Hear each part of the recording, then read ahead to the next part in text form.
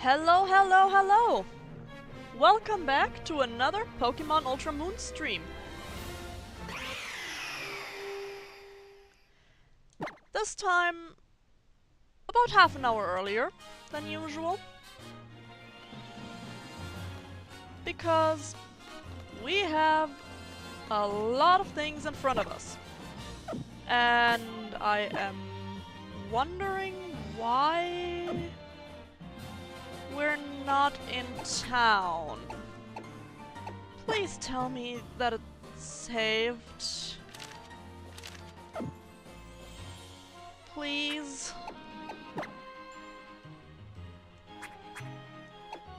Yes, it's saved. Okay.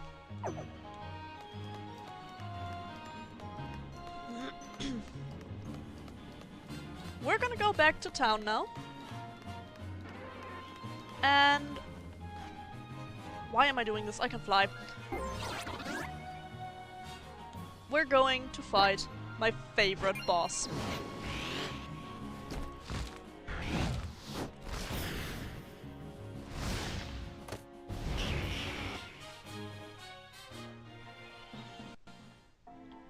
Give me just a moment. Because as much as I want to fight that prick, I want to do my regular Pokepelago.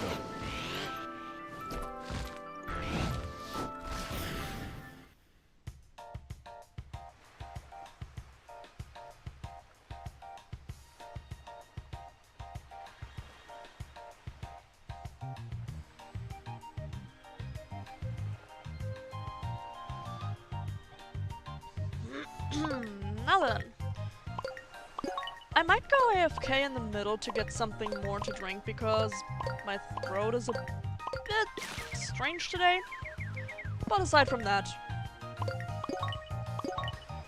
the plan is to do a lot today.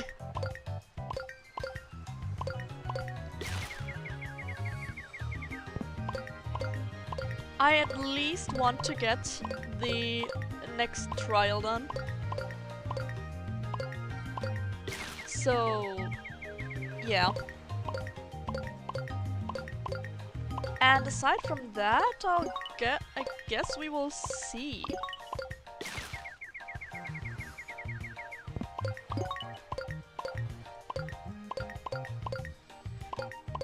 Well, there is more than just the next trial that I want to do. There's actually quite a lot. And I really do hope we can get there.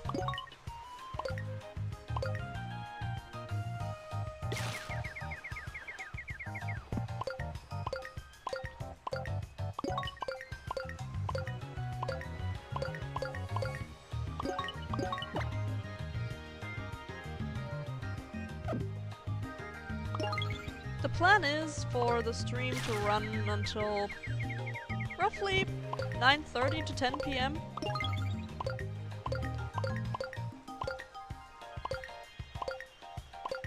Which in this game doesn't mean much, to be honest.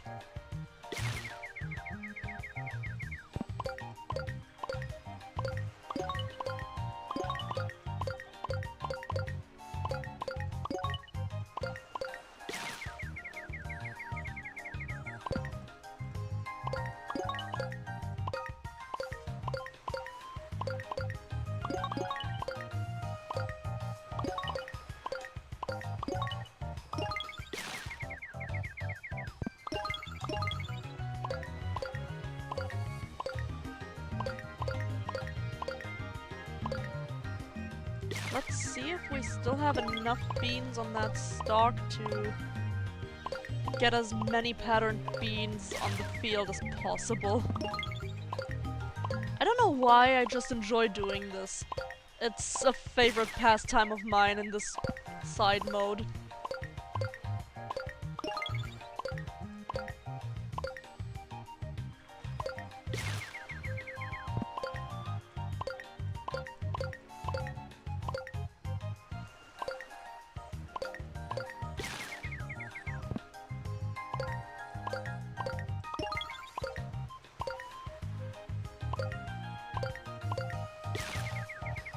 We do have a seemingly good quota.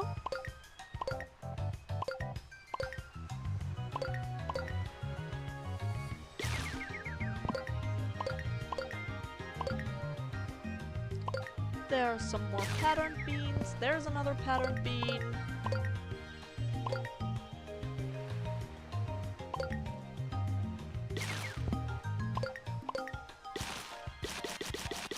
Well, this is the most we can do. Let's collect them.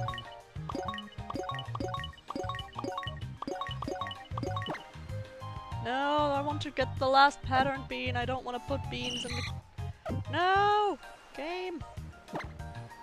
Ah, this is so finicky! And berries, berries, berries, yoink, yoink, yoink. Yoink and yoink. We're gonna put in 2 lepus, 2 citrus, and 2 palm eggs. And with that, we're through the Pokepelago stuff. Let's go heal and then get something at the cafe. And then we can go do what the game wants us to do.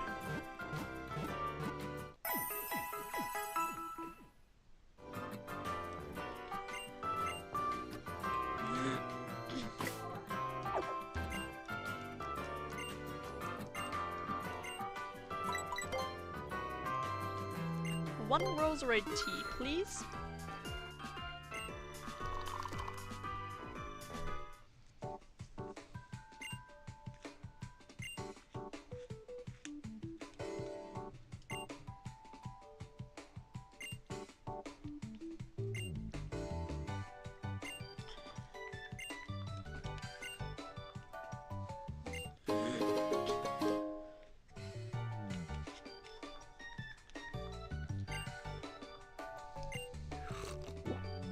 Just like every Sunday, we get a sweetheart and some poker beans.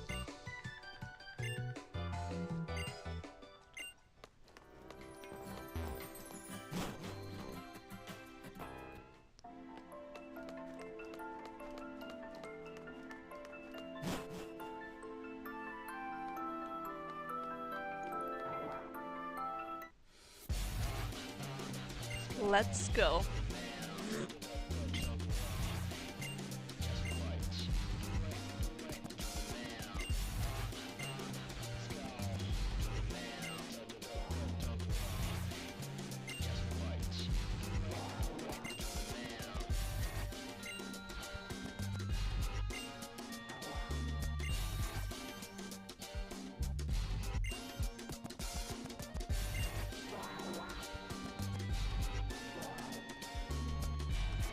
There's our boy.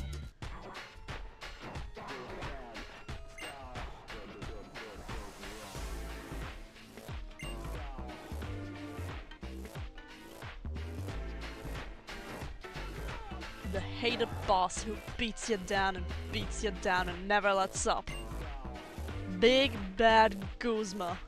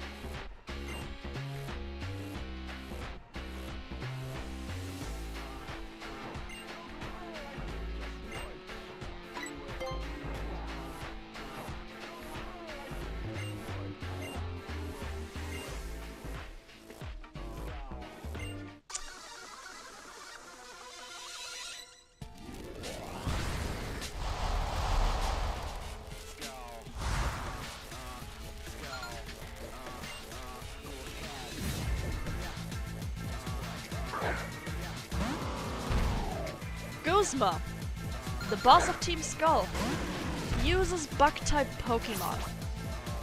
I was silent there because I love his theme to bits, and now I'm talking over it, I'm sorry. But his bug types are quite formidable. That is Golisopod. As you can see, that thing packs a punch. One of its moves, First Impression, has priority on the first turn of the battle. It can nuke you. It has incredibly high attack but low speed, and it's the evolution of Wimpod. When I told you earlier that Wimpod is a good Pokemon with an ability that is somewhat awkward to work with, it's because of Golisopod. As I said, it has low speed, but the ability causes you to have to swap out as soon as you reach half health, which is not optimal. With the signature move First Impression though, you still have a good taste of the power that it has, while working with your limitation, with that kind of handicap.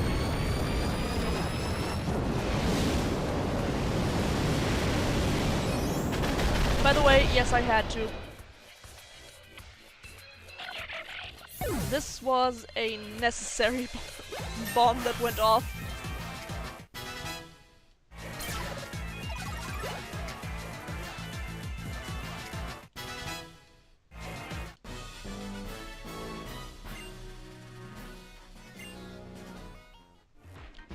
And with that, we beat Guzma.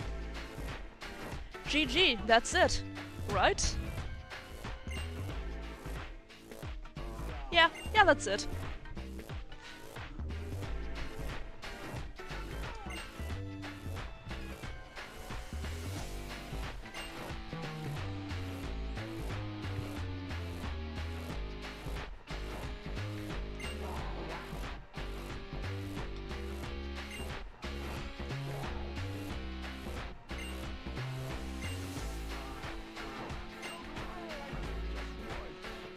And there we saw the other side of Guzma. Telling how he doesn't have to feel forced to do the island challenge just because of his grandfather. That is, in my eyes, quite powerful, and it shows Guzma's character a bit. He has an insane problem with his aggression. He needs anger management, oh, definitely. But he's not a bad guy per se.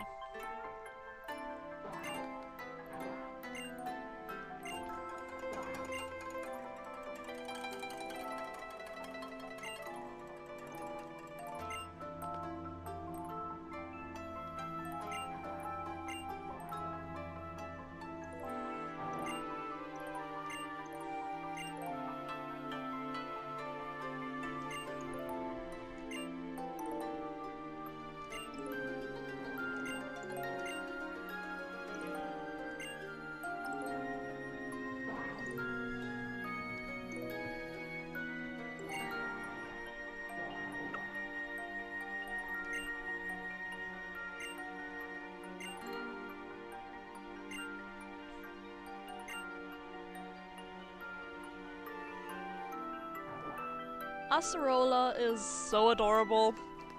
She's a certified little shit. While also being quite caring.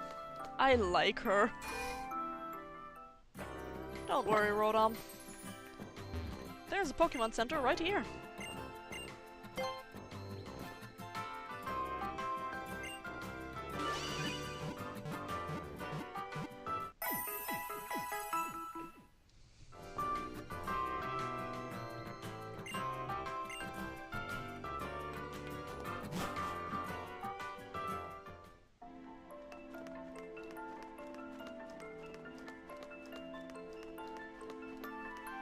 Our next goal is get to and get through Route 11.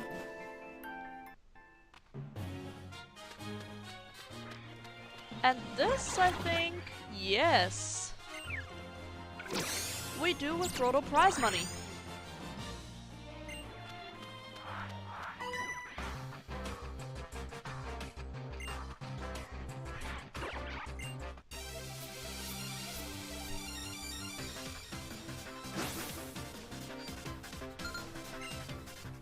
Since there are only 2 trials on this island, the road to the second trial is a long one.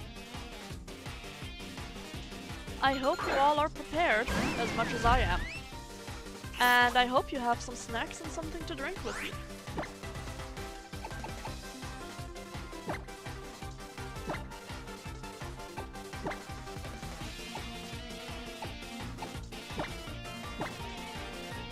By the way, Silkio is back to normal, and after this route, I will probably fly back to the first city, to Haoli, and change his hairstyle again.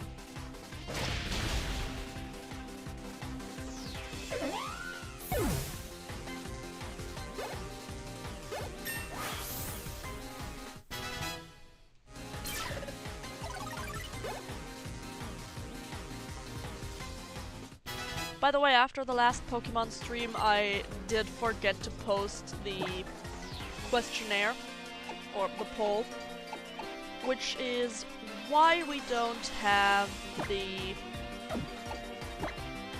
new team member, because, well, without having a poll, we have no answer, but oh well. Maybe I'll post it after this stream. Maybe I'll just decide on my own.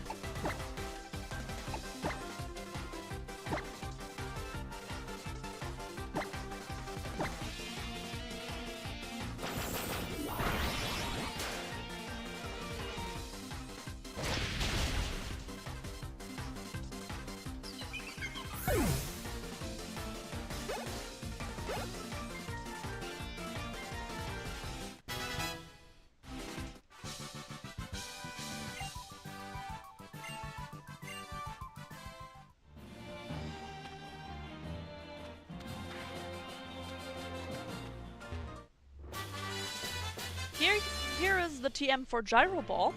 If you picked up a Pineco that you evolved to Fortress, you can give it this TM.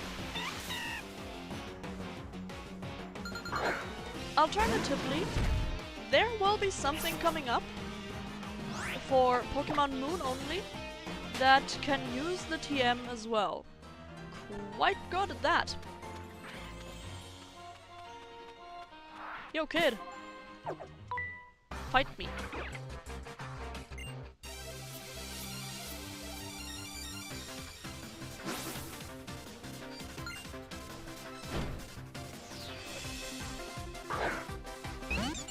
Dedenne!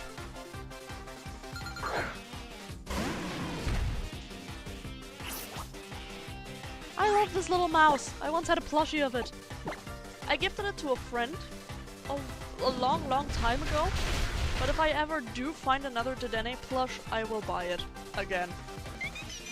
It is so cute!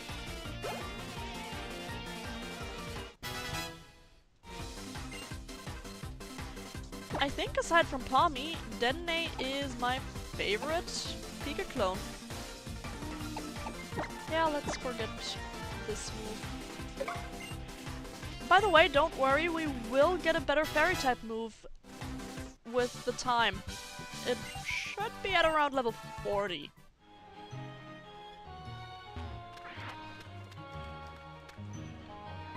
Fight me!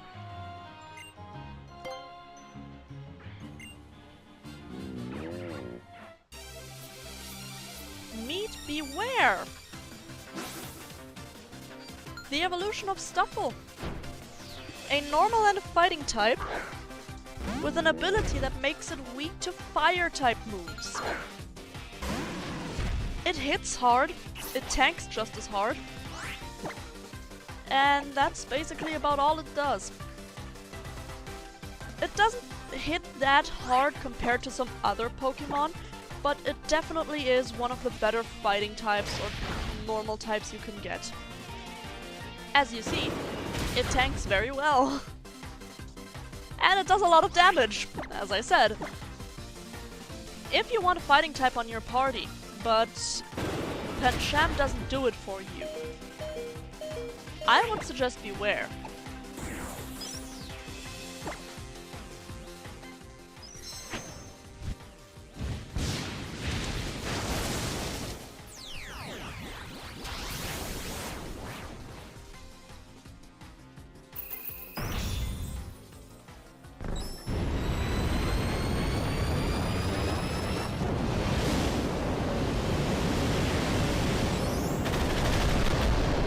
Yes, this was necessary once more because it almost killed Asahi.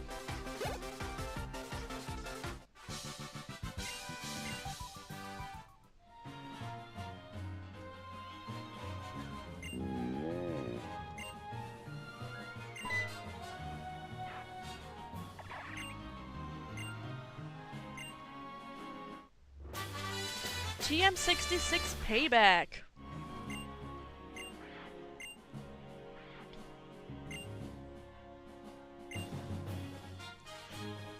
He explained it perfectly. If you have a Pokemon with low speed but high attack, such as Beware, Payback will do a lot. Let's...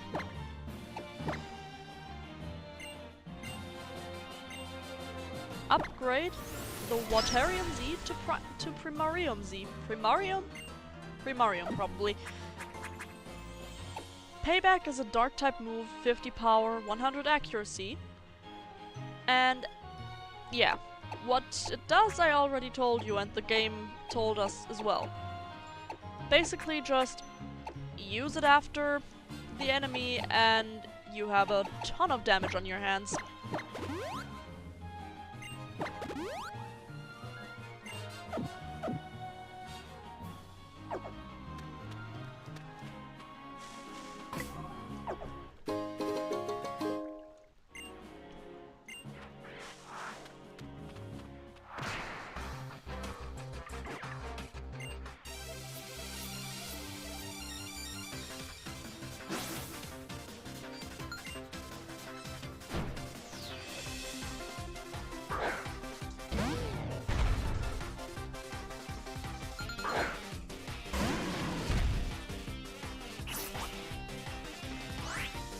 Hariyama, a slow and tanky fighting type Pokemon.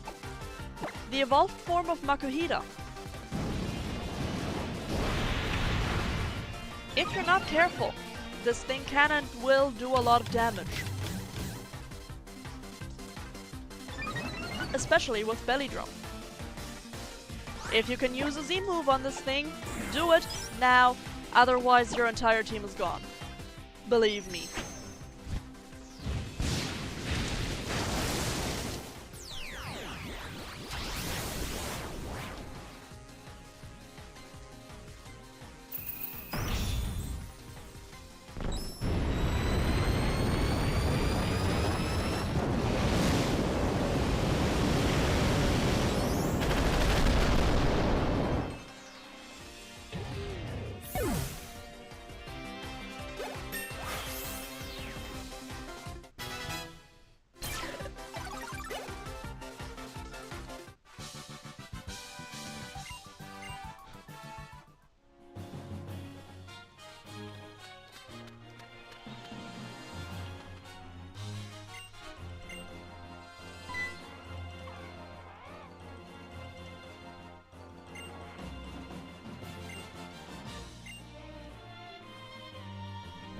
Yes, as she said, the next trial is Ghost type. I hope you're prepared. This close after Halloween? Sign me up.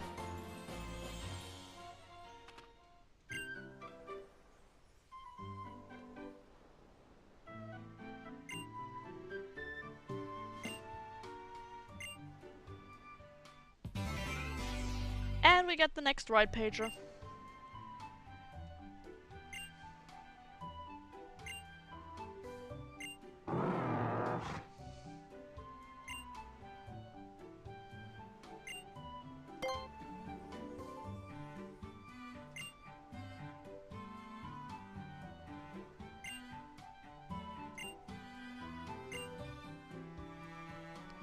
Our next goal, Tapu Village.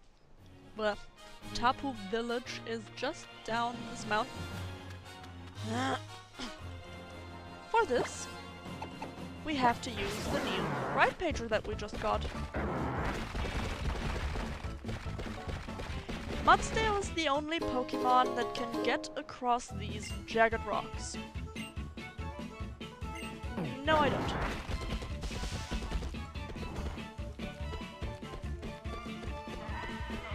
What I do want to use this time, though,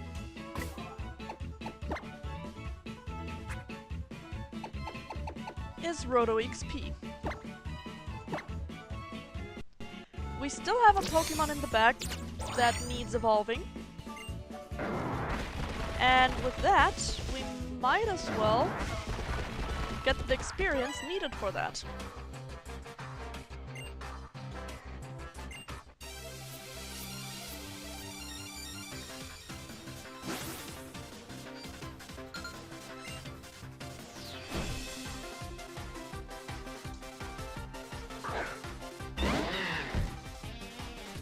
Krokorok and Pancham.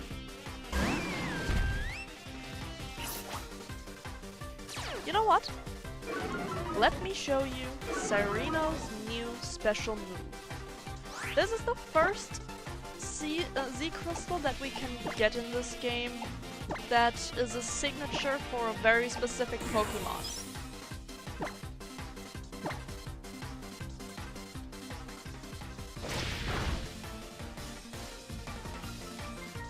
Oh, of course you dig underground.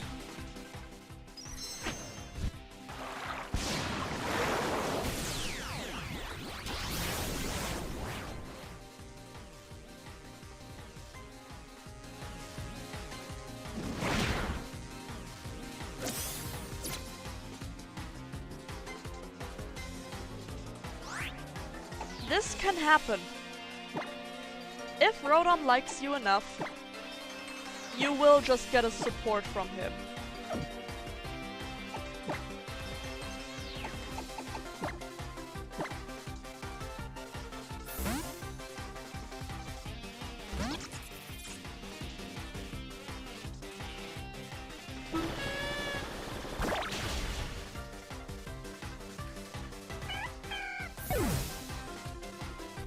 I guess we will see the Z move some other time.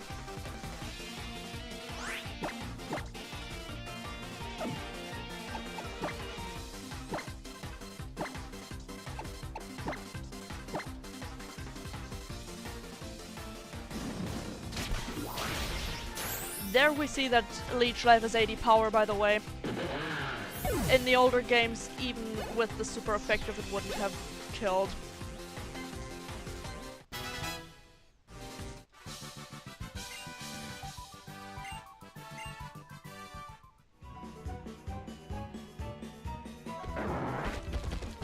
We want to go through here.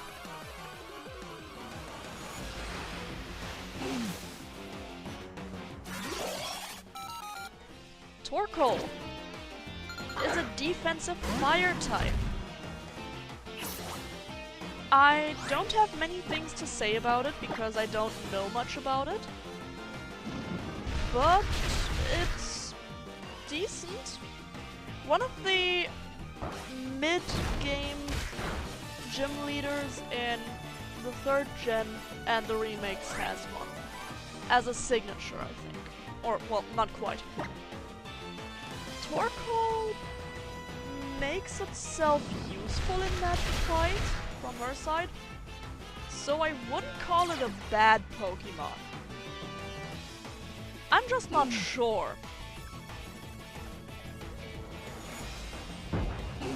Oh, another Torkoal. Oh, Drought.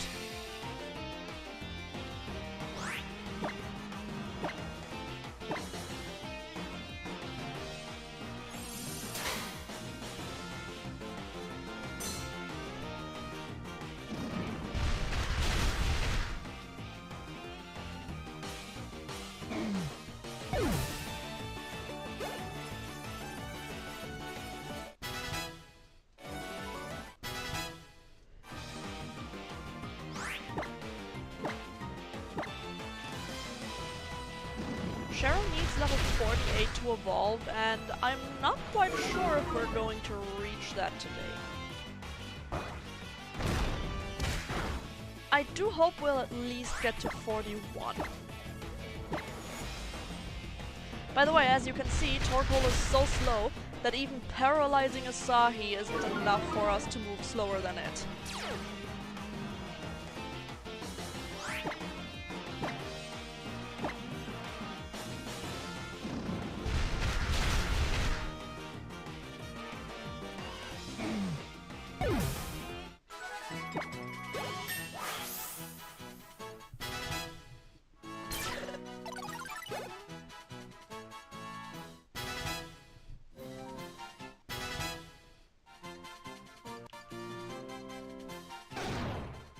Let's take care of our girl.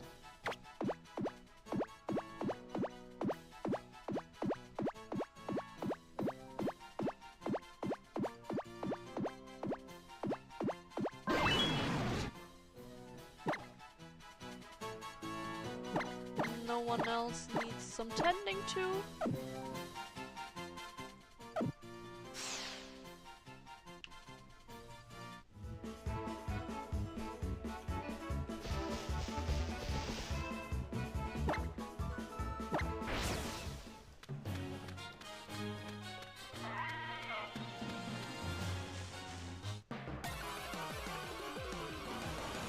We could skip half of the route with this, or we can go back to that woman we saw over there and beat her ass for an item. I think, knowing me, it's obvious what I'm going to do.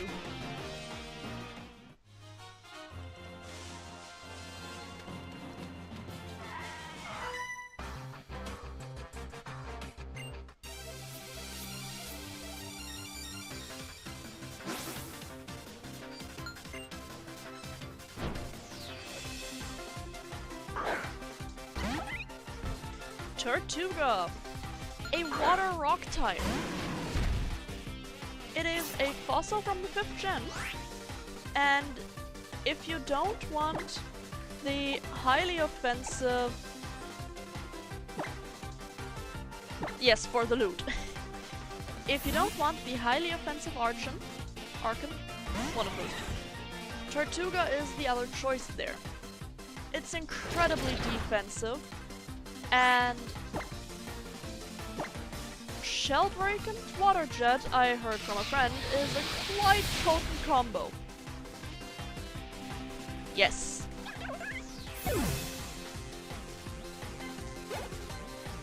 Sadly, I can't get Tortuga here. I can only get Archon. If I could have, maybe well, no, I couldn't have called it after you because I already have my water starter. Well, you have a Jolteon now. That, by the way, learned Discharge, as you just saw.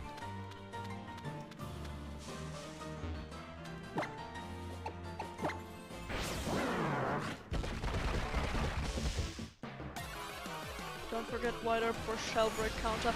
Yes. Here we have a Alolan Graveler. Don't. It's not bad. It's a trade evolution. Again. I have never used one in my life, and I don't think I ever will, because I can't evolve it in this game, and I don't remember off the top of my head of any other game where you can get it later down the line.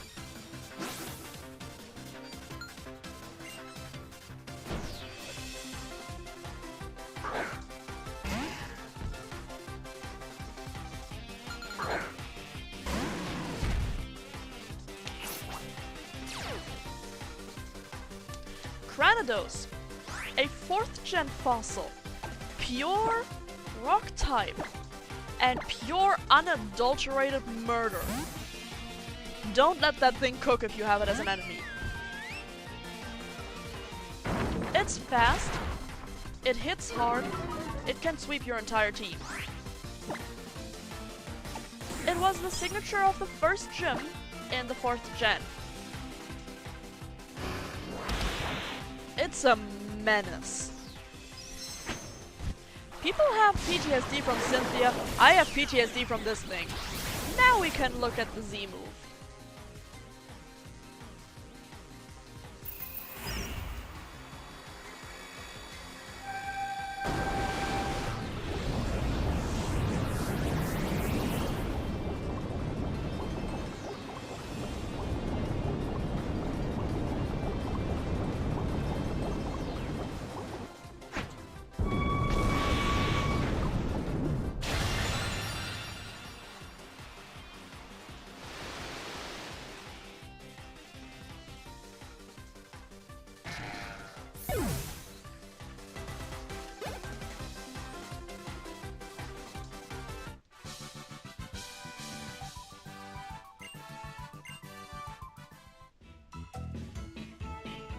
Let's get going.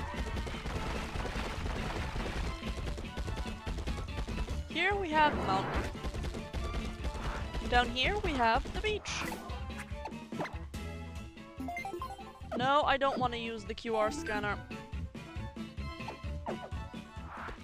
I wanted to press A. I kind of had the hyperfixation phase again where I played a game and now the controls of that game is stuck in my muscle memory while I'm playing a different game. Wonderful!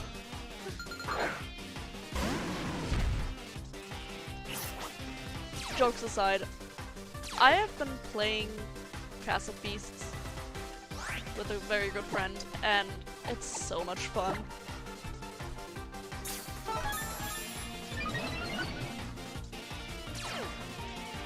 Oh, right. It copied my ability. Hold on, give me a sec.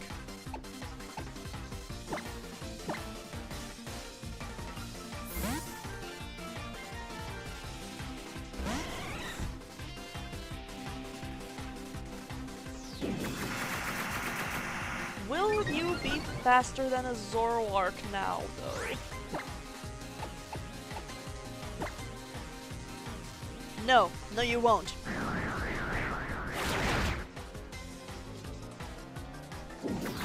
One does not simply outspeed a Zoroark, but you might do that now. Yeah, there it is.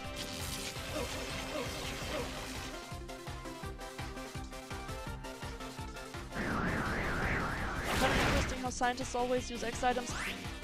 It is! It also shows that they actively thought about what kind of items different classes of trainers would use. And it gives them character as well. Also, I'm over this fight. Fuck this.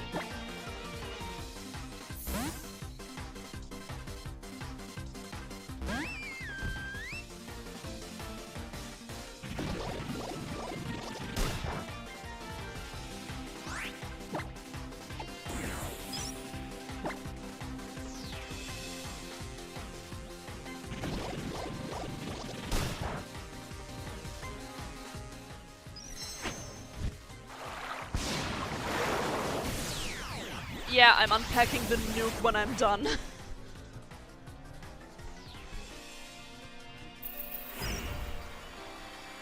This is, by the way, my favorite Z move from the 3 of the starters. I do like the others too, but this is just by far my favorite, like, giant water bubble.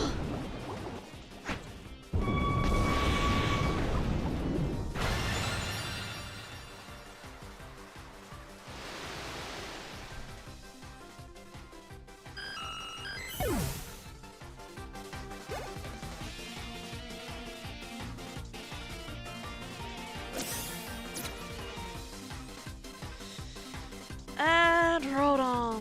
Yeah, what I think about one side to use items besides Gym Leader, you need full restores, and maybe some endgame challenges to suddenly pull up the Mega Eivor Z move. That's fair. Scientists are the only one who actively use items. I think. Well, we have a lot of trainers with potions and the rich trainers who use full restores. So I think that is something similar as well, I guess.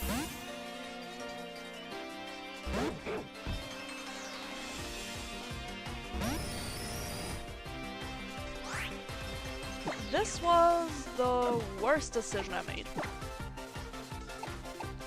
I kind of glossed over the next Pokemon, so I didn't have it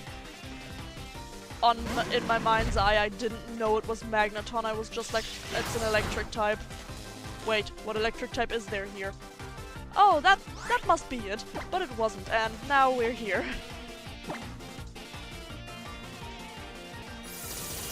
There we see, by the way, Magneton being relatively fast and strong.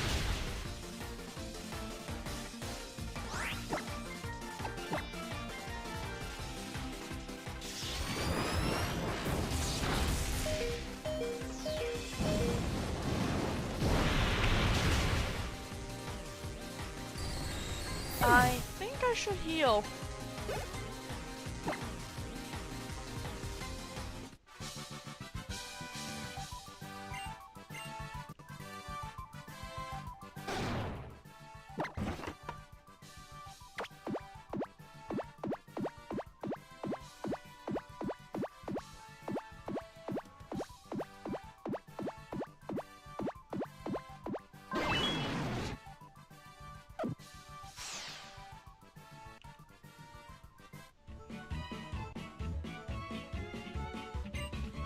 No, we're not going to use another one. He perfectly blocks the way so that I can't get there with my Mudsdale if I'm walking close to the wall.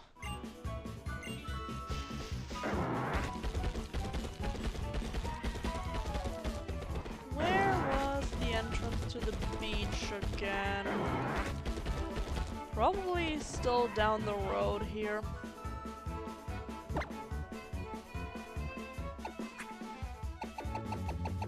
What did we get? Oh, elixir.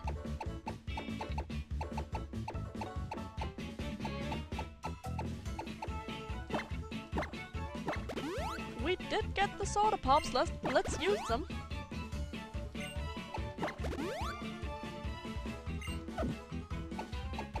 I might have cursed myself.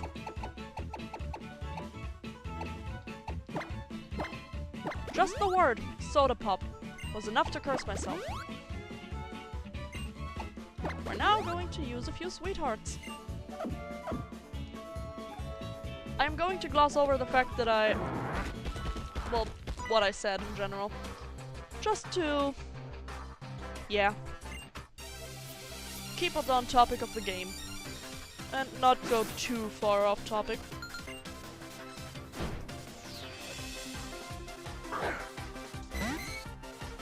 Remoraid! I think I've talked about it already on Blush Mountain. Remoraid and Octillery are a strange bunch. Not bad. They're amazing actually. But they're strange. If you want to use one, go ahead. It's a pretty decent Pokemon.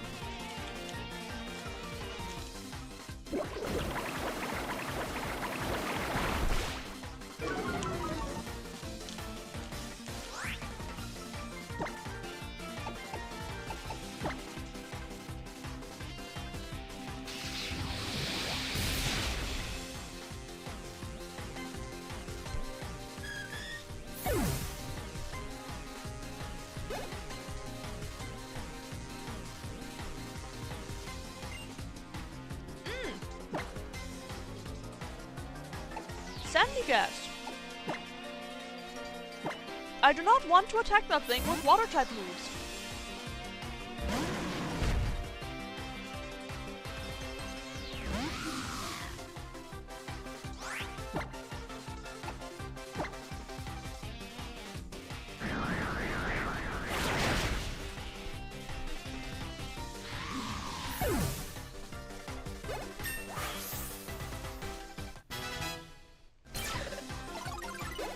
Sandygast is a physically strong ghost and ground type.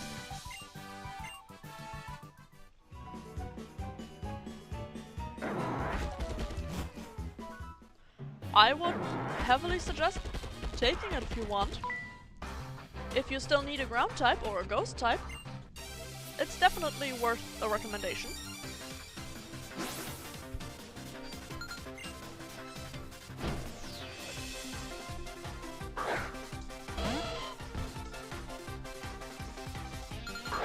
Electrike!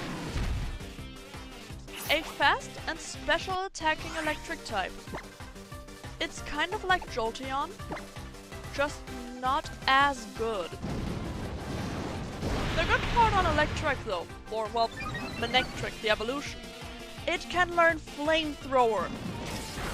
If you ever needed coverage against grass types on an electric type, there it is.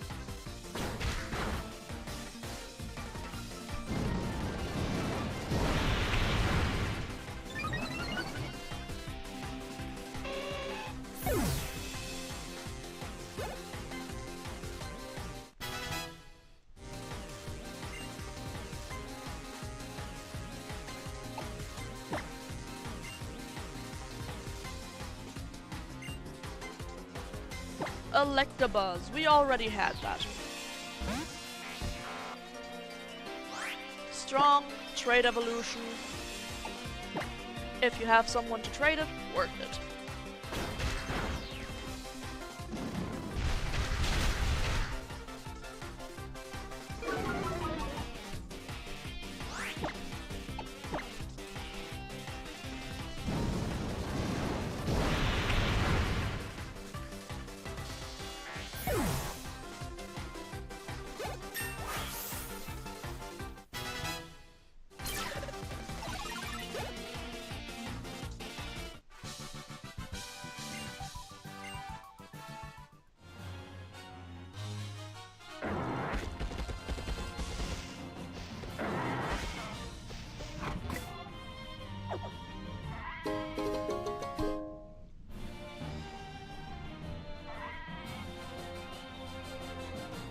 Here we have a Sunstone.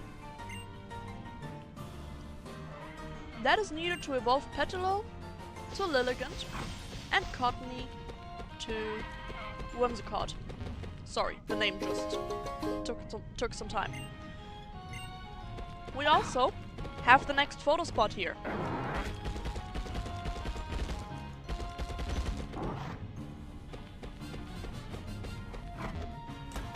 And we can get in here.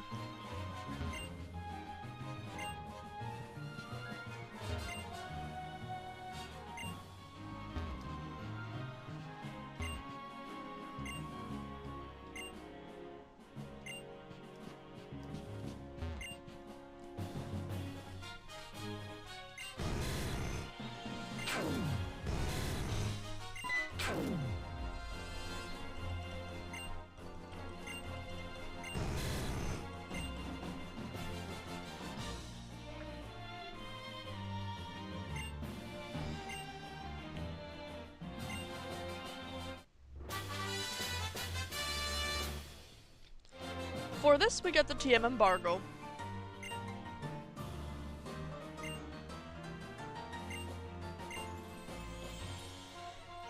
The move, Embargo, is mostly used in difficult fights that you know have items. Because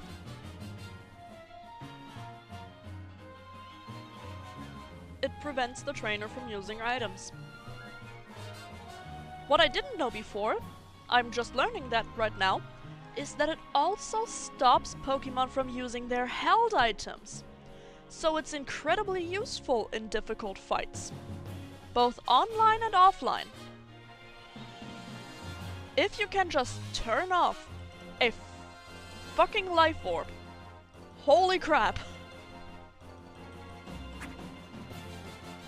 You could potentially cripple a Pokemon with that.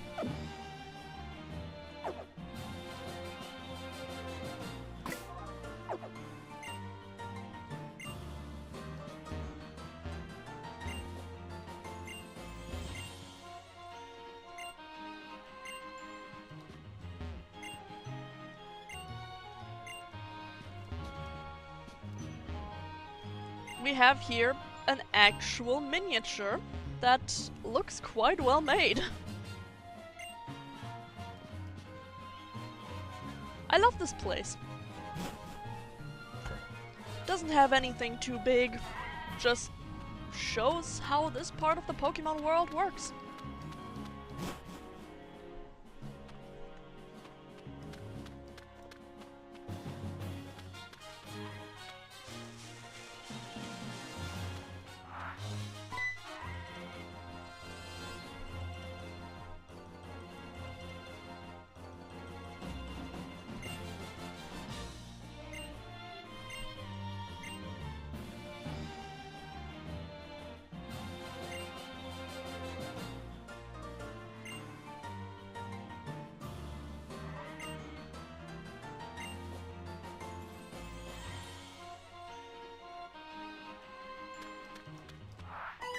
Let's fight her first.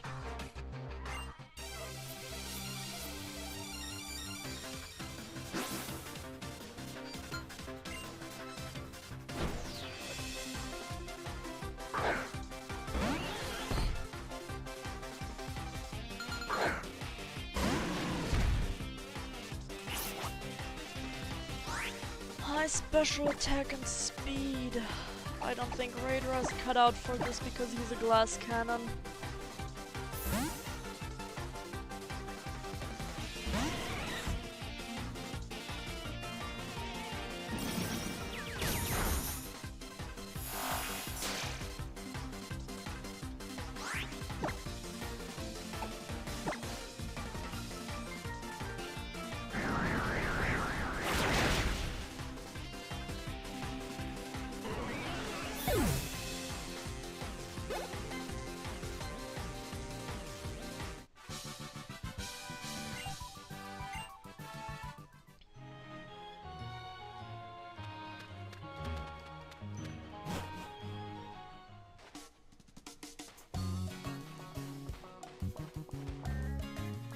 We have the next beach.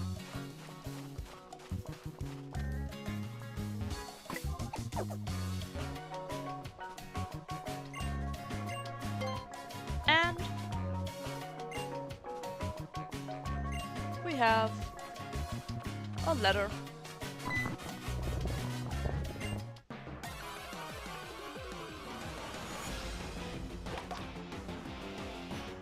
Regular Crabrawler. Just the usual.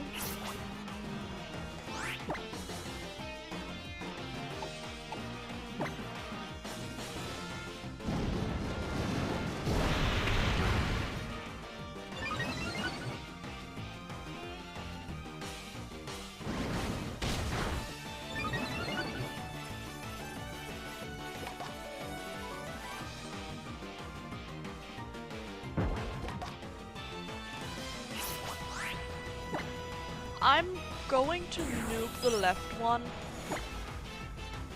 so I can potentially catch the right one. Not for the team, but just because I want it on the box. I still need more Pokemon for Pokelago.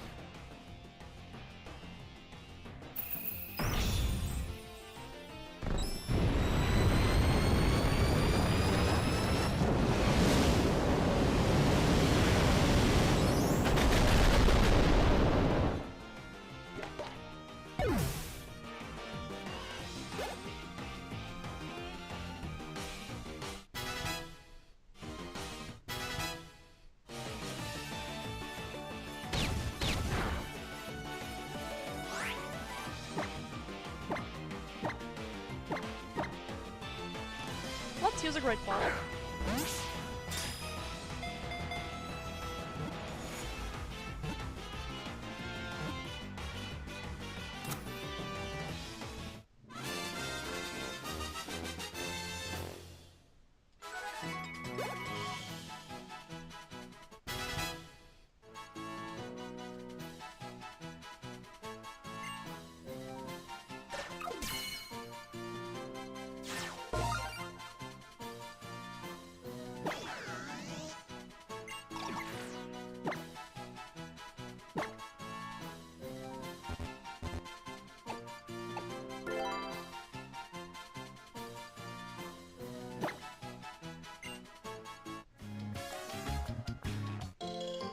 Cherry berry. Cherry berry. And Chestoberry. I had hoped for something more special, but no.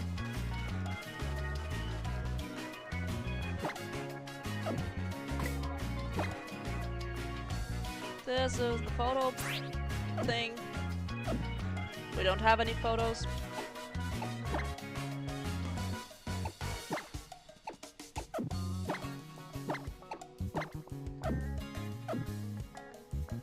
Did I just...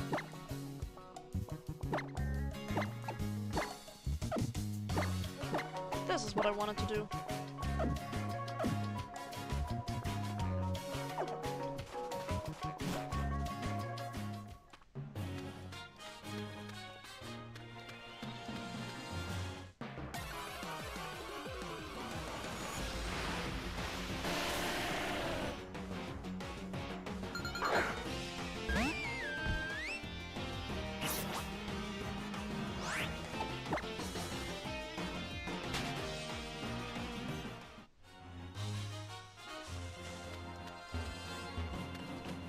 Wait.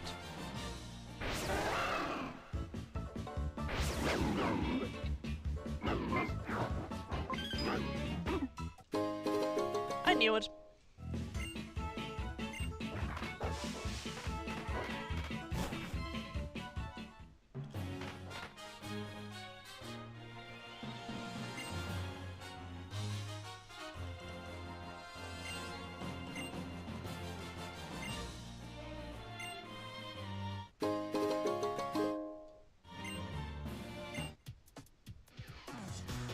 Hey, Gladian! He is so annoyed.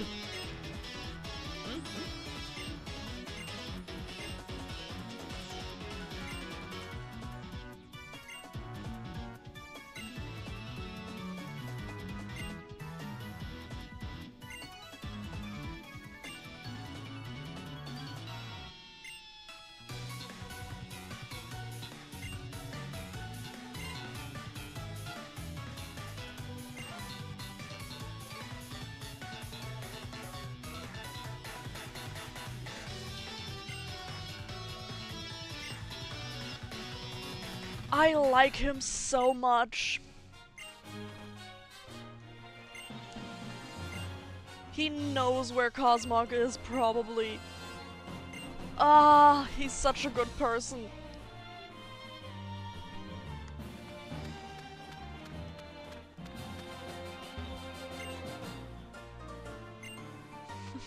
Cute.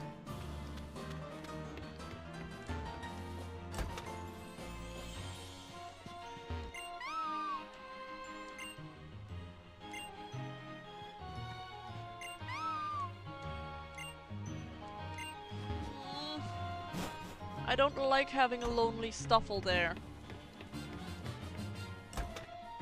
I don't know if we have to go here. I don't know what we can do with that. I know there's something.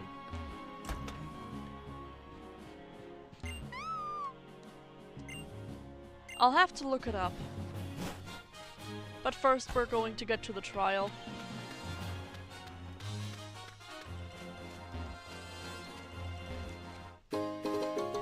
We found a moonstone!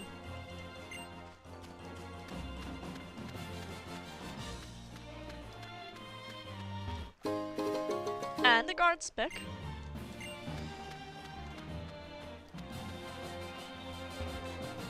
And a bubbling spot for fishing.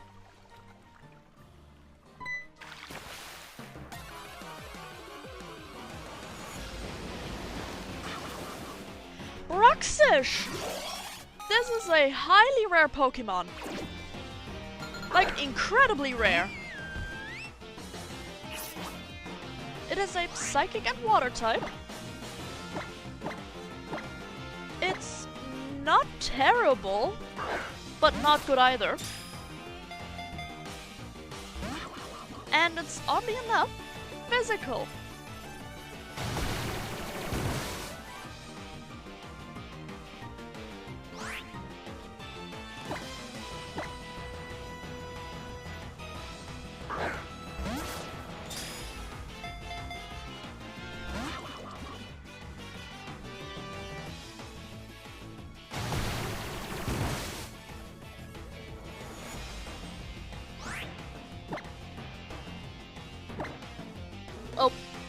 I accidentally attacked it, it's gonna die.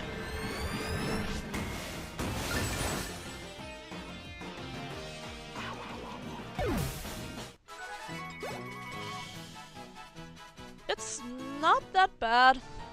I'm okay with losing it. It would have just rotted away on the box anyways.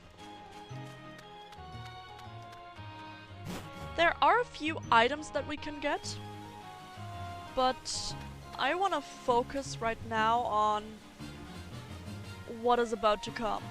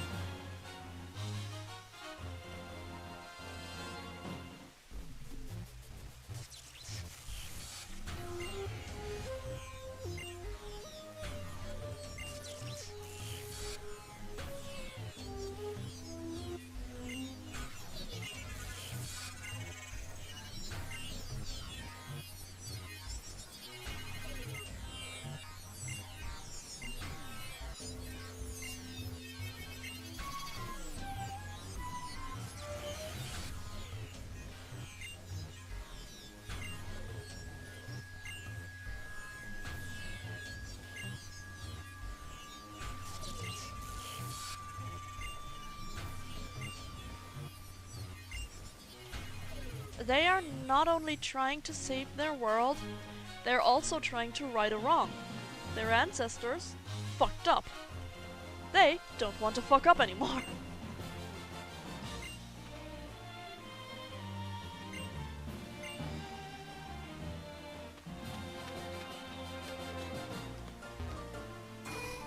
I like that part about them.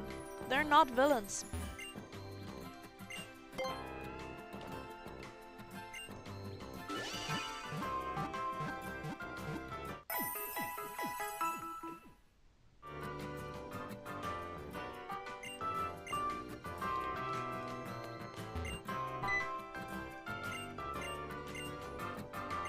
Time to do some shopping.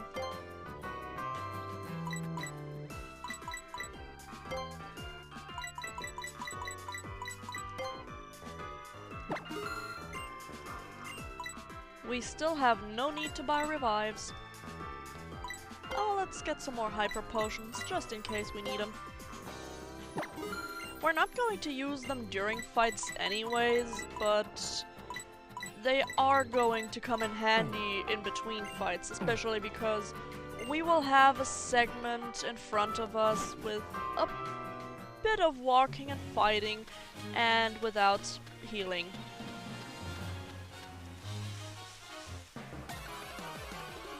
Though that will come somewhat later. We have a new Pokemon! Snorunt! Average across the board! Both Frostlass and Glalie are Pokemon that on paper seem interesting, but are actually quite, well, disappointing. The only thing that is amazing at Frostlass is its speed, and even that is overstating it. These three are nothing special, and despite me personally absolutely adoring Frostlass, I wouldn't suggest taking it with you. Sandshrew! Alola Sandshrew is an Ice and Steel type. It is Ultra Moon exclusive, and Ultra Sun has my personal favorite of the Alola Pokemon, Alola Vulpix, which is an Ice and Fairy type. Alola Vulpix. Special attack heavy, speed heavy, absolutely offensive glass cannon.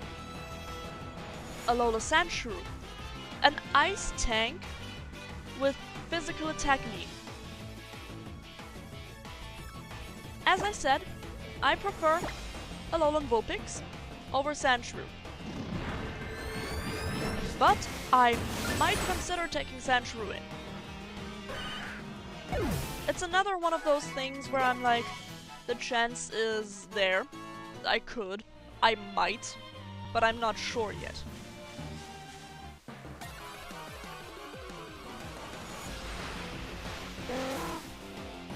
Pelipper, the evolution of Wingull. If you have an electric type, like Manectric, Jolteon, Raichu, with the move Thunder, pick it up. Pelipper is going to open the way to a lot, and I mean a lot of fights.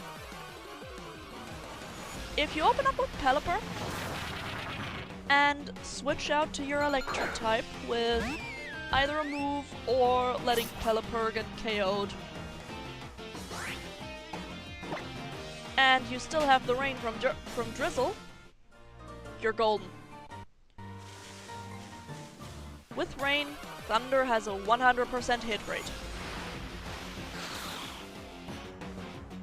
I want to try and see if I can get a Sandshrew that's female, because then we'd have the next Pokemon on the box for potential last teammates. I'm also looking to see if I can find another Pokemon that is on this route.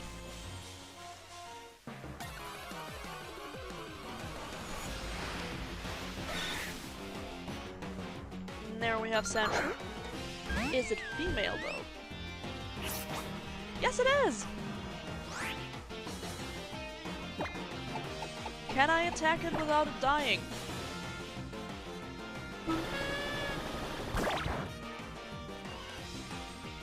Once.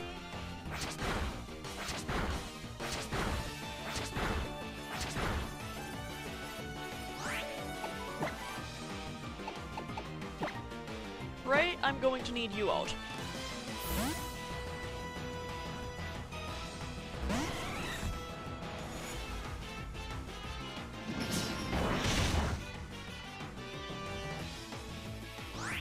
Because you have Thunder Wave.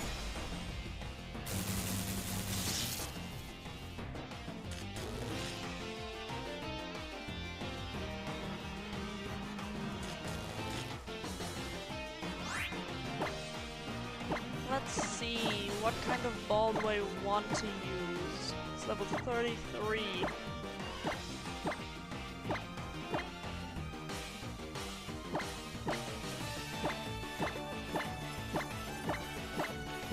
My Hyper Balls. Oh, there. Ultra Balls in English. It's only Hyper Ball in German. Hyper Ball. Or without the strange accent that I don't know where the fuck that came from. Hyper Ball. Probably because my brain was still in English and then I started to talk German. That is a weird thing. Anyway, Alola Sandshrew evolves with an Ice Stone. We will get that on this island, don't worry.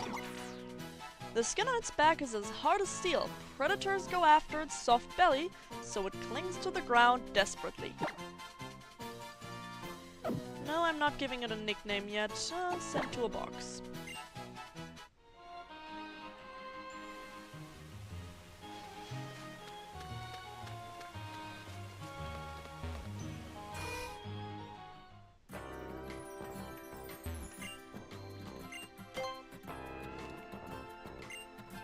Rodon is mentioning something very, very practical.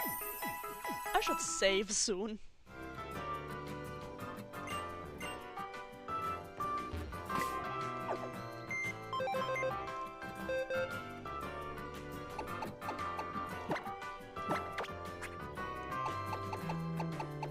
We now have 4 Pokemon that are on my list. 4 Pokemon I would potentially want on my team. For Munchlax, I would still have to find a female one. And for Stuffle, the same. Because, well, it's a sausage fest right now. And I want to have at least one more female.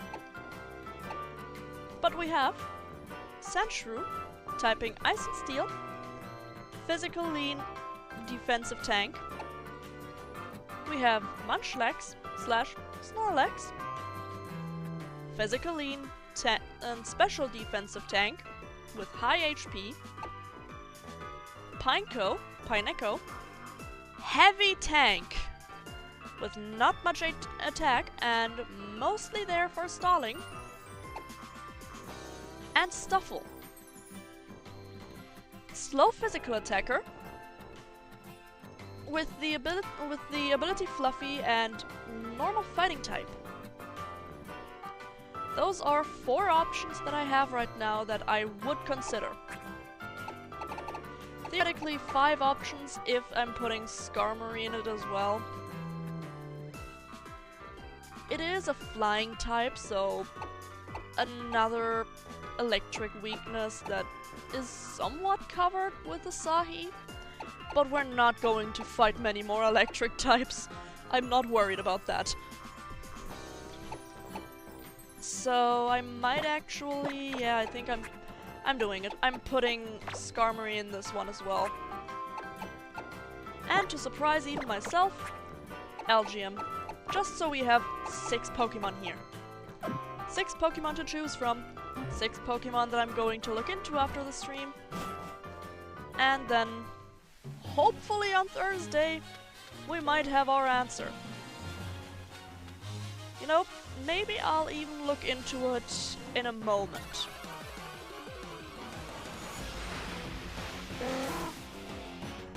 I'm still going to look for something. So... yeah. Once we found it, there's going to be a small break. I'm going to get myself something new to drink. And I'm going to look into the Pokemon. But to have an active view of that, of those 6, I'm going to go to the Pokemon Center while we're on break. But still, for now, we're still looking for something.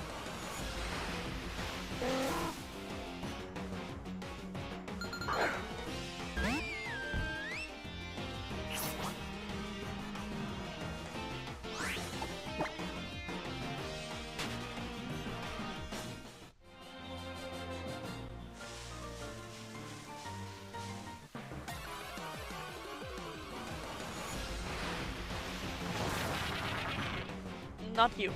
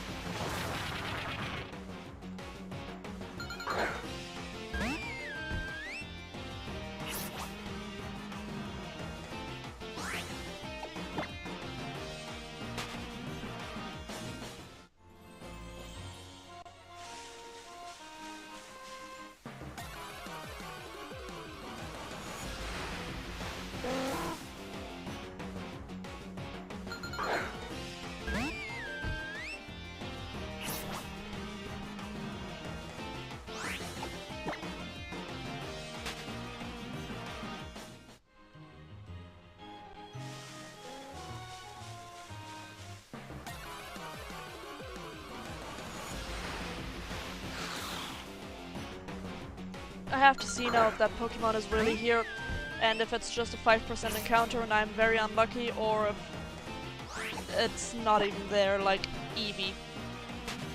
I don't want to have another Eevee situation.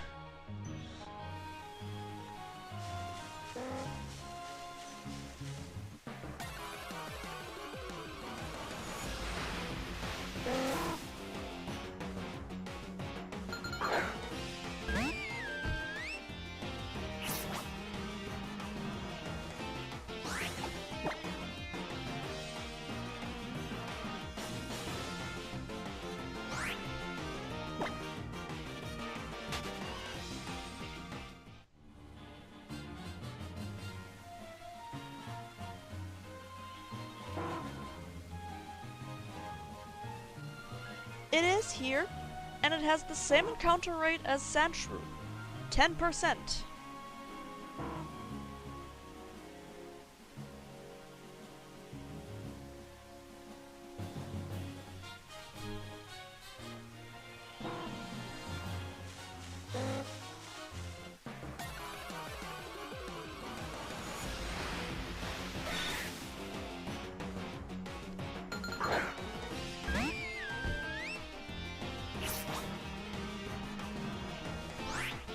There we have the Sandshrew, but not the Pokemon I'm looking for. I'm not looking forward to add it to the party, by the way. I just want to talk about it because it's one of my favorite Pokemon ever. Like, ever. It's probably still in my top 5, even though a lot has shifted. Maybe even on my spot 3.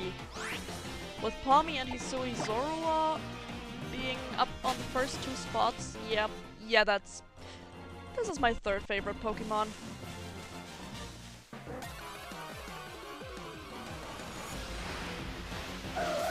There it is! Absol!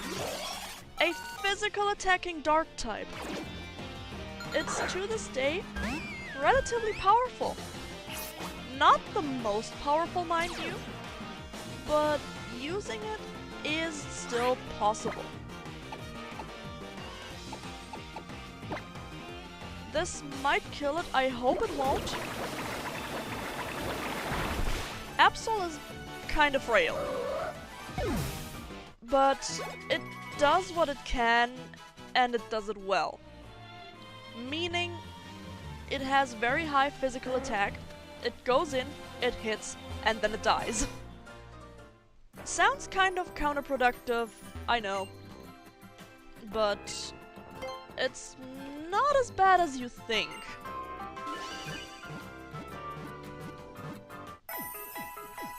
It can definitely still find its uses, and it's a bit less useful than Zoroark, but they basically fill the same role.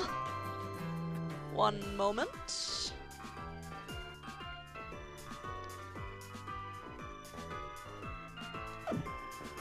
I have taken a record of the Pokemon that I have, so that I can look at what we got here a bit better, and then...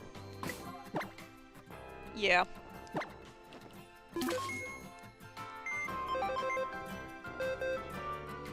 As I said, I wanted to find out what the best Pokemon would be for the team. Now then, I'm going to take a small break, and while it might take a while, a few minutes, I'm gonna get something, probably something hot to drink, maybe something with caffeine,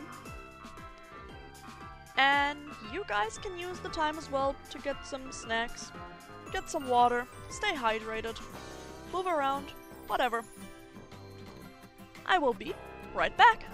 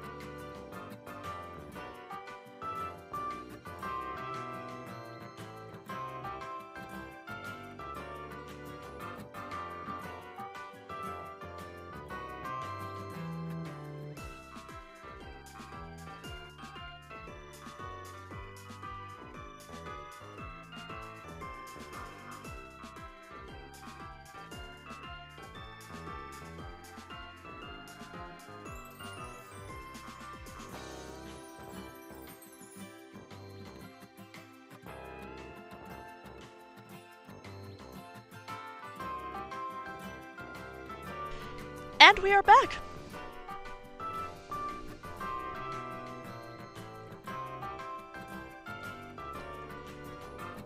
My decision will come after we've given Silkio a proper send-off. We will give him a haircut, we will give him one last fight, and after, we will see what the next team member is going to be. And with that one, also the last. I'm honestly quite excited for this. I saved in the Poke Center. Well, can't help saving again. Well, it can't hurt saving again, that's what I wanted to say. Let's go back to the first island.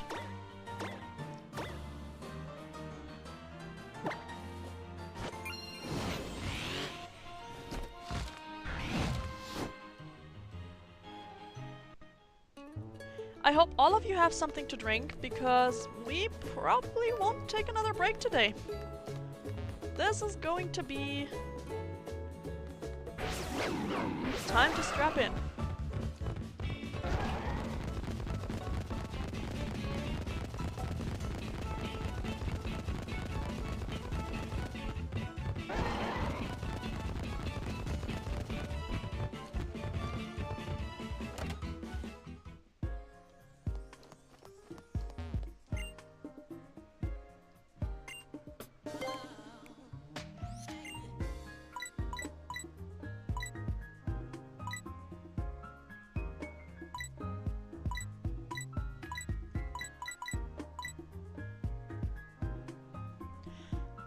Let's send it off with the Pharaoh trim.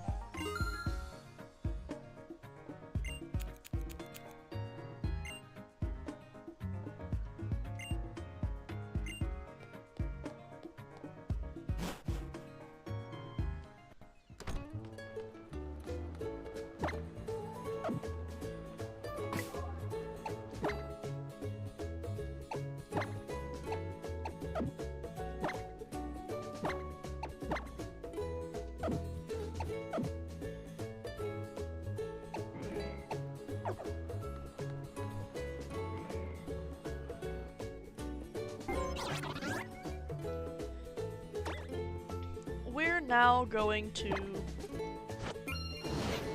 get some of the Dittos. We have been pushing that off since we arrived in this place, and well,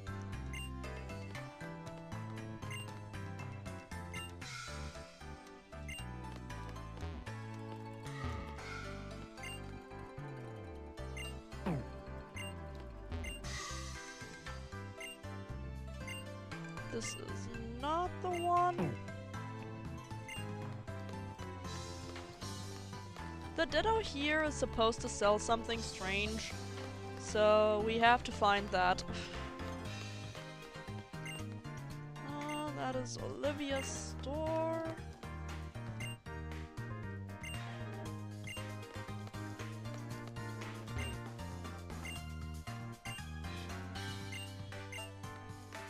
Come on, game, give me the Ditto.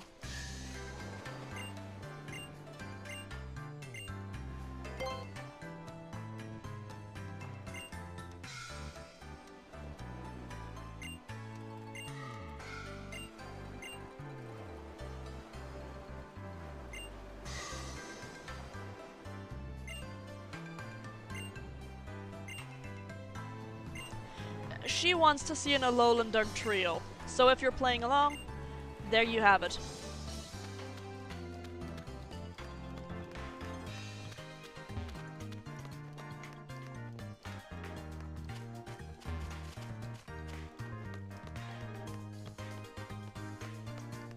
What the hell? Is the Ditto inside here? No, I'm gonna go back to the police station and see if they have another tip for me.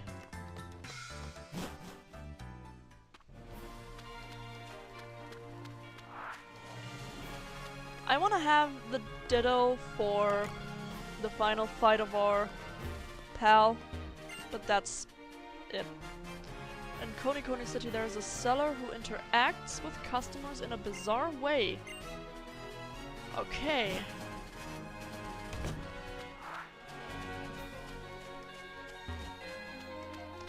Since it wasn't any of the ones I talked to already,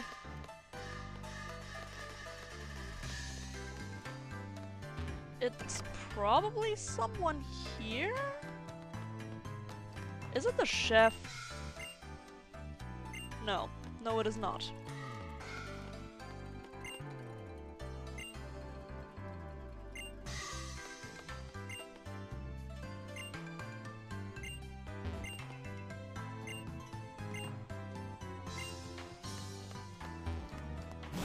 Is it upstairs?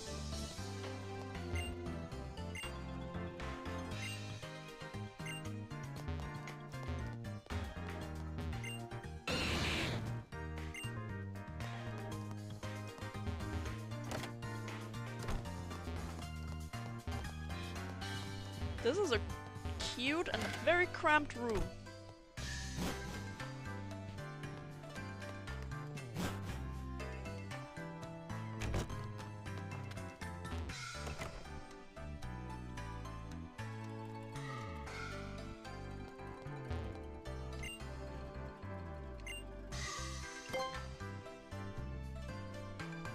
Wait, no, those are just the stones.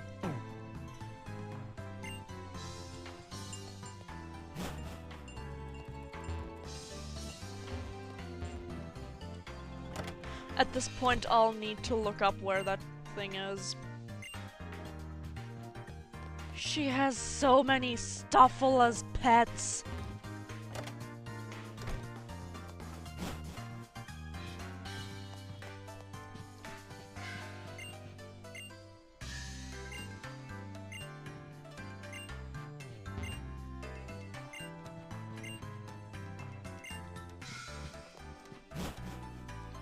Yeah, I'm going to look it up real quick.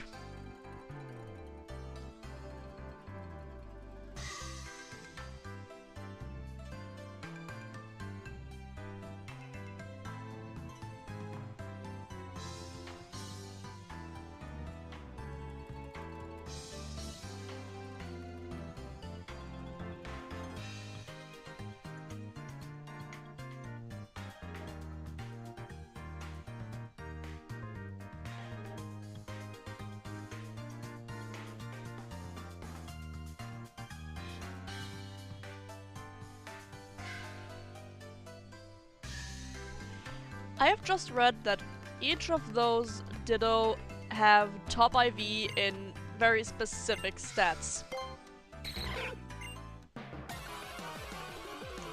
So, a PSA now, catch all of them. We are going to beat it, of course. Because, well, we're not breeding. Silkio, let's go.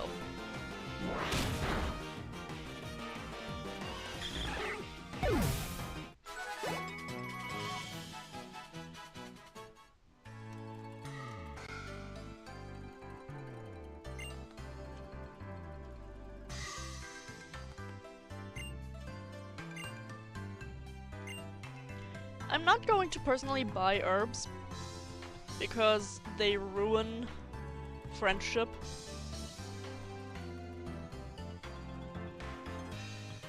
But yeah, there weren't really any stakes involved. You know what? I'm gonna find a better suited battle. We're gonna go back to the newest island. I beat everyone here, I think. I think I beat everyone here.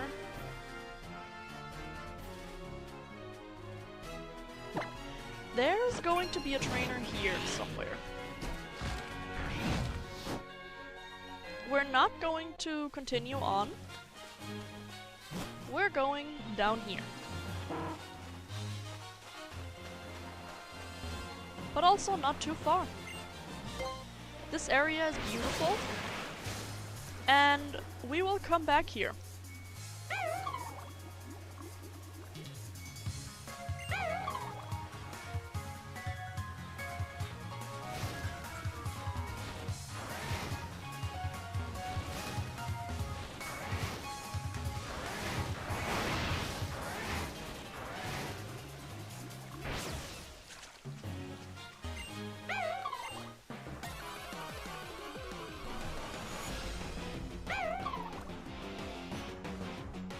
You can actually catch those.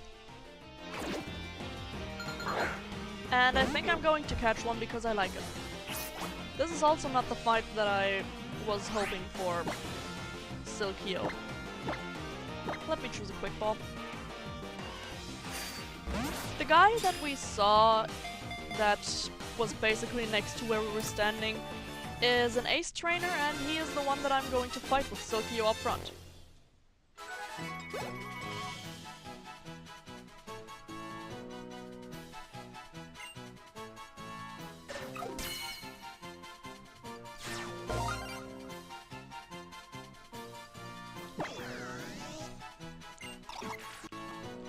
Using the invisible poison spikes on its veil-like arms and legs, it paralyzes its enemies and causes them to drown. Yeah, she was not kidding when she said the Fröhlich wanted to drown her, or paralyze her. This is dark. Pokemon is a kid's game.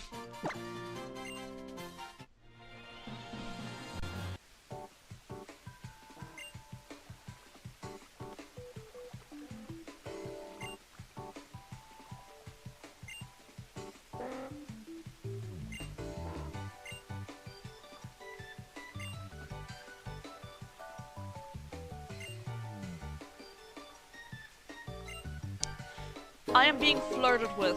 I need an adult.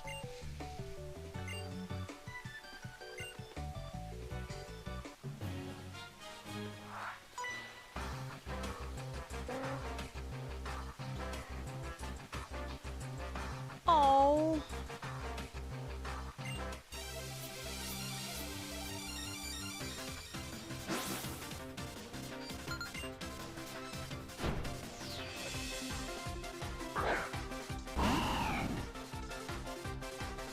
Whiscash, a water and ground type with a physical lean. Not a bad Pokemon per se, but not a really special one. Let's see how far our headbutt can take us in this fight.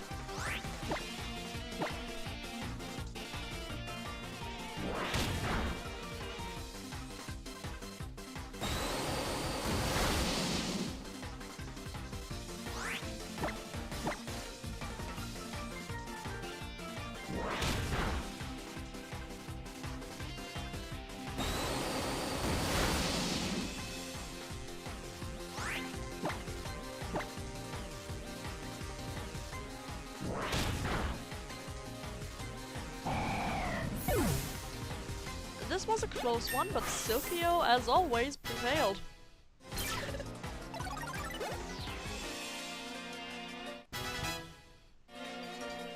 Rarir, this is not about you!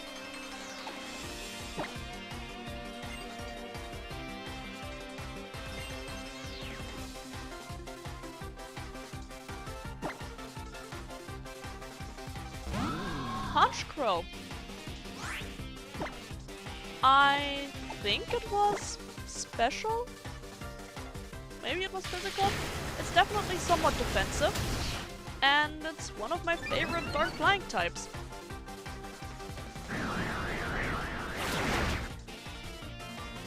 And there goes Silkio. As you can see, the game now picks up. This is the point where Silkio is not going to be of much help anymore. Which is also why I at least wanted to see how much we could do still with him, or what we can fight with him, as a bit of a badge of honor. He has carried us through a lot of things. And once he will be put into the box, he will lose the hairstyle. which is why I wanted to use a style that I like. We got the TM for Shadow Ball. That is going to be helpful.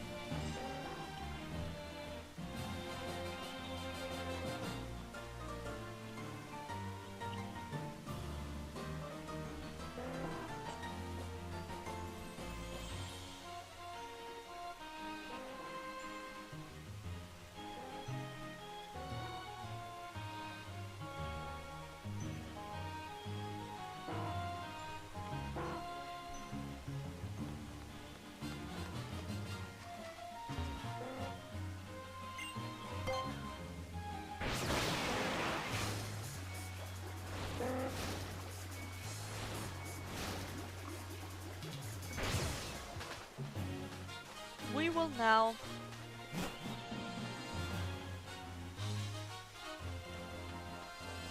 put our dear Silkio into retirement.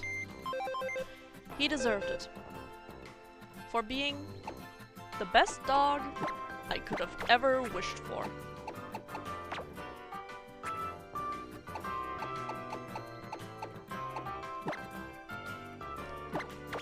Thank you for your service.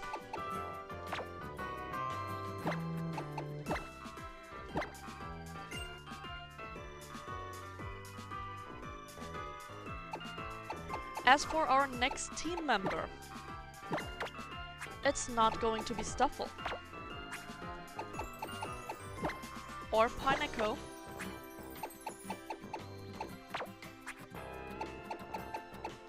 or Munchlax.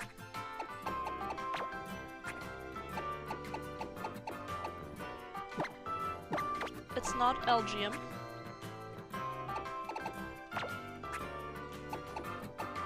And it's not Skarmory.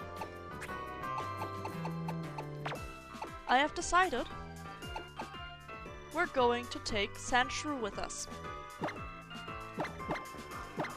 Sandshrew is going to be our last team member. It has a neutral nature, which is already good. It already has Iron Head, which makes it so much more tanky. And from the stats it has now, you can already see, you can get a glimpse of its potential.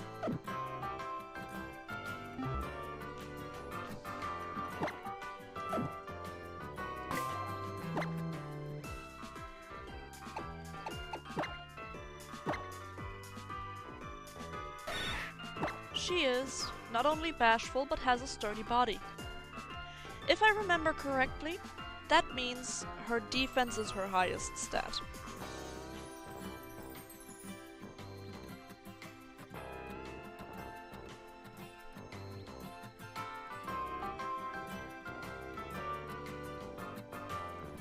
Let me look it up real quick, so I'm not talking out of my ass.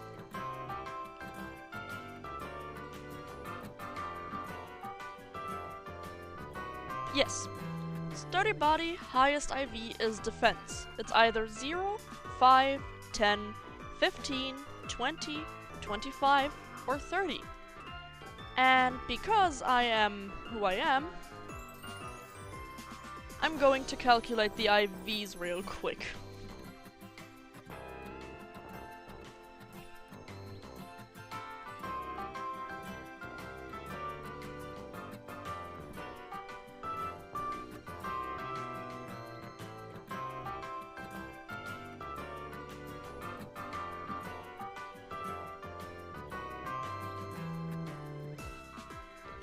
I know it's not necessary to do this, but I am curious. Because it has a hell of a lot of defense.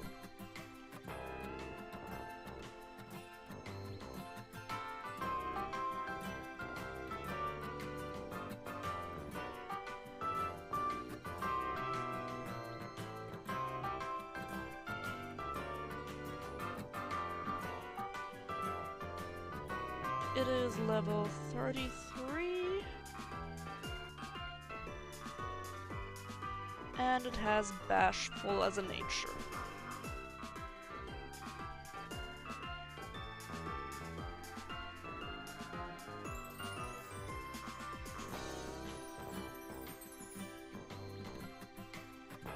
(24 to 26).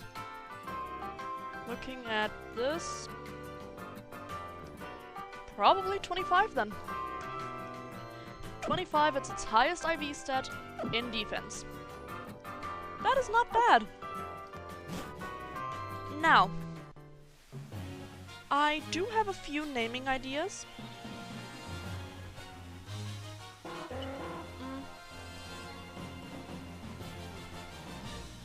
But first, I want to make her feel welcome. Hello, Asahi. Let us see our newcomer. To get her to 2 hearts, I'm going to show you how the rainbow beans work. First, we're going to get her to 1 heart.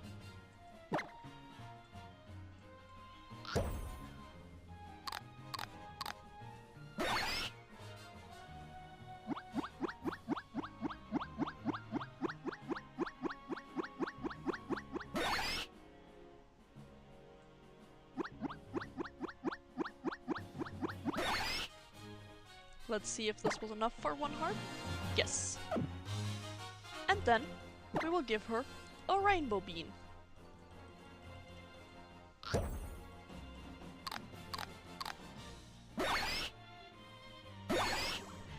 As you can see, rainbow beans, instant rank up. Even to 3.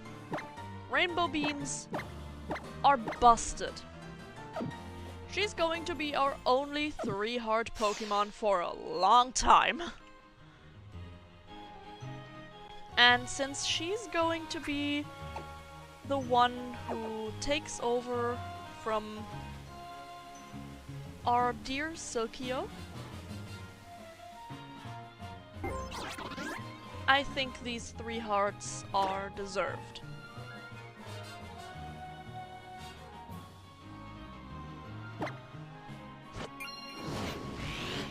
Let's make our way to the name.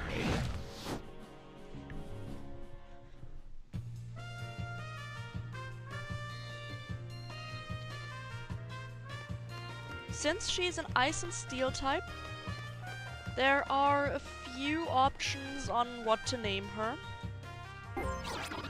But there's one particular idea that is currently sticking. I don't know if it works yet. I have to see. Where is the tourist center? Oh, it's right here.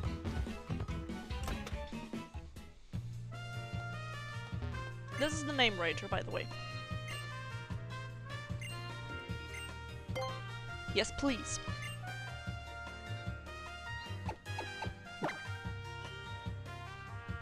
Let's see if the name I had in mind fits.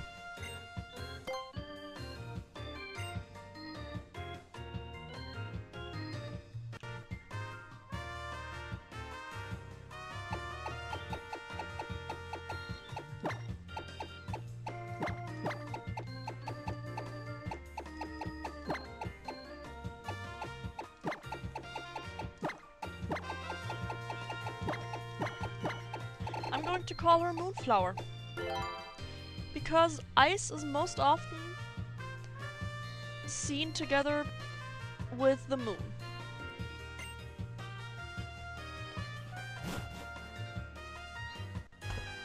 With this, she's an official member of our party, and she's the last official member of our party. Now much more official, meet Moonflower. This is the first time that I'm using an Alolan Sandshrew, and I figured I haven't used one before, I might as well do it now.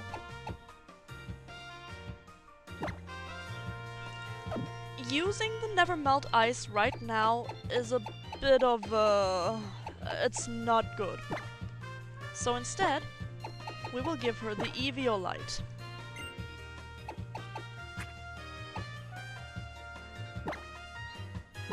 We will also give Raidra Shadow Ball instead of Refresh. Refresh is a good move, don't get me wrong. But since we have Ghost types in the next trial, I want to have all my bases covered. Sereno will get it as well, instead of Bubble Beam.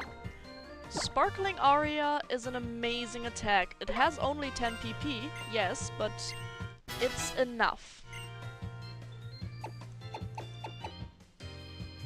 Alright, Sharo can learn Psychic.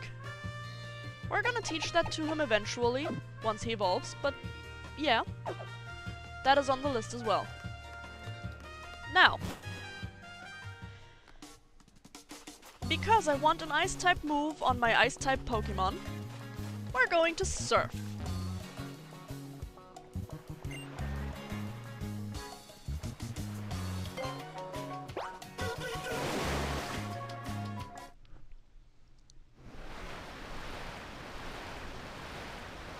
The Lantern 360 is incredibly difficult to pull off.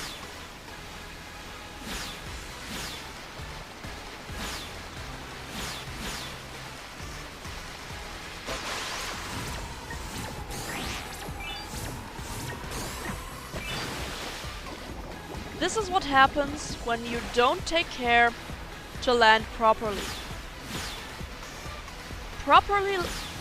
The proper landing is just time your tricks correctly.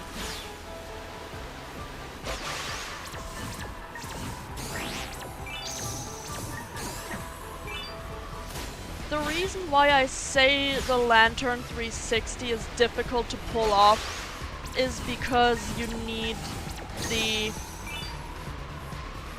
highest possible altitude to have any other trick after that. Anything else you will try to pull off will cause you to fall into the water because, well, you don't have enough time. Which means you definitely need Orange Charge for this one.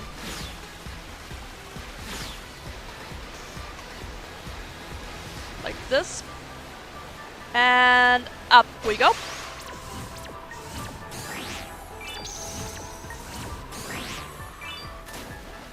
And another one.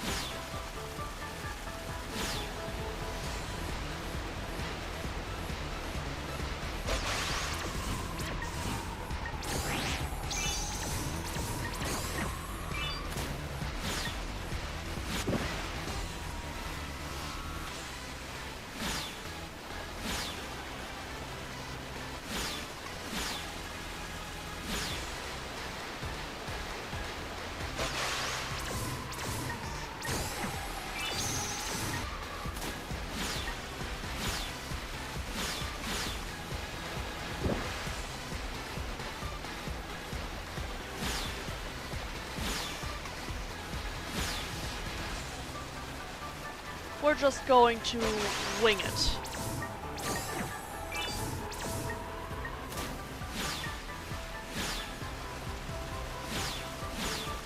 Sometimes it's more important to just make some points instead of doing the utmost. So don't try to push so many tricks into one of these segments that you can't get down properly.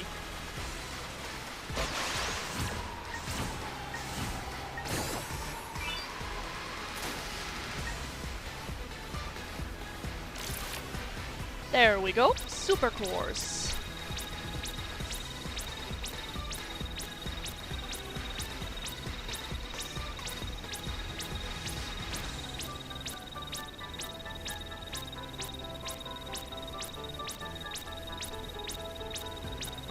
have I beaten my own record? I mean, on the route back I definitely did, because my best is 0.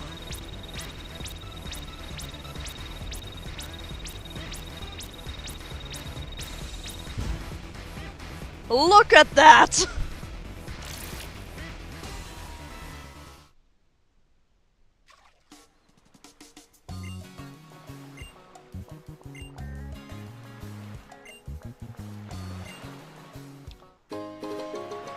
For this we get a pearl string.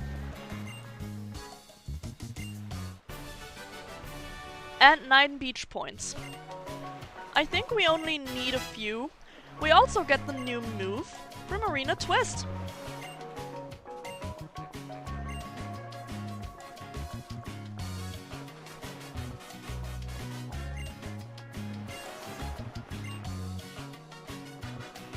And now we're going to look and see which person has the moves that we want.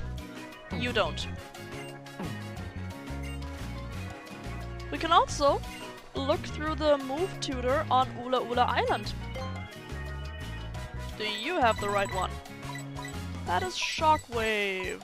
No, you don't.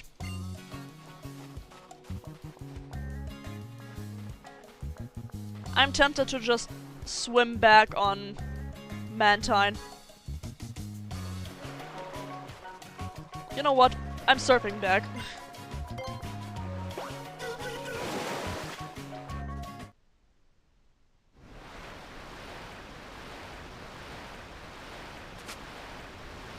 The Primarina Twist. On my personal save, I have never gotten it.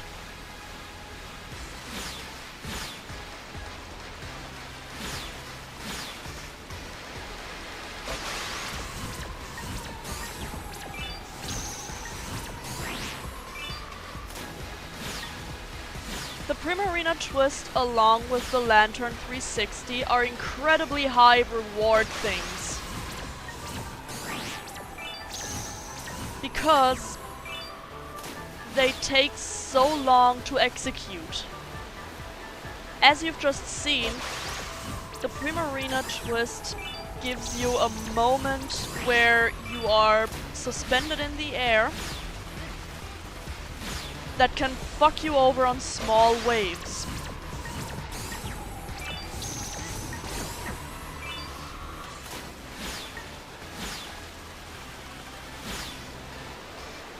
For the small waves, I would really suggest doing a Lantern 360, followed by a Huntail Spiral or a Gorbis Spiral. So, the small moves, what was that? The small moves coupled with one of the big ones.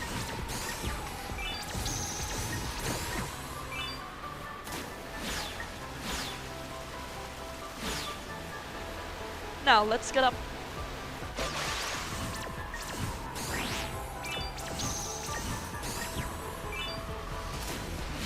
As you just saw, it gets really fucking tight with the timing. The Primarina Twist you better do at first, and then the Lantern 360.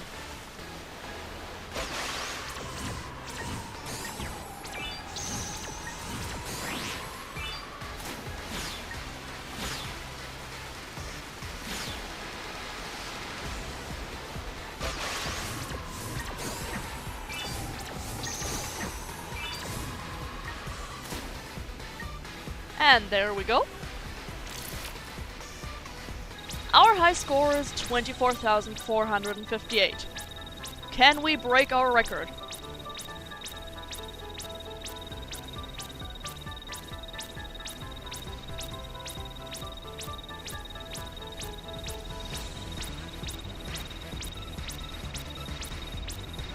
Yes, we can! By how much, though?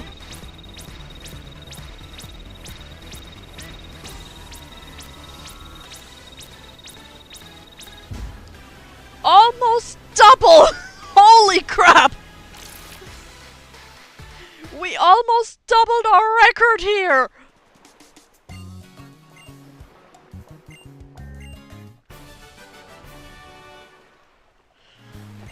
This is what I meant when I said that this definitely pays off.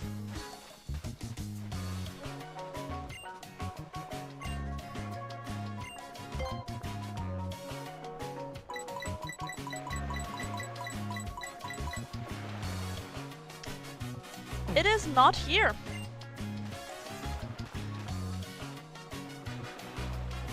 Let's surf to the newest spot. This one is difficult. I have never gotten the highest place in this one ever. As you can see, the Pokemon are placed mean. You have to debate whether you want the most you can get on airborne time or whether you just want to make points.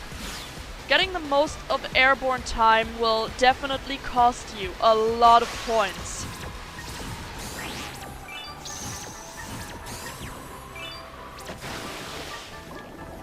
And that was my mistake. You see, normally I immediately follow a trick with going down the wave. As for why, it helps with the boost.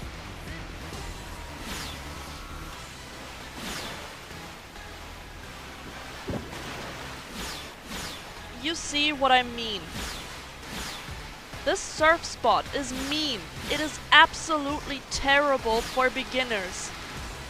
You have Sharpedos, who are terrible, and you have an absolute huge amount of Tentacool. Don't feel bad if you don't get this full, like at all. As I said, I have never gotten max rank on this one before.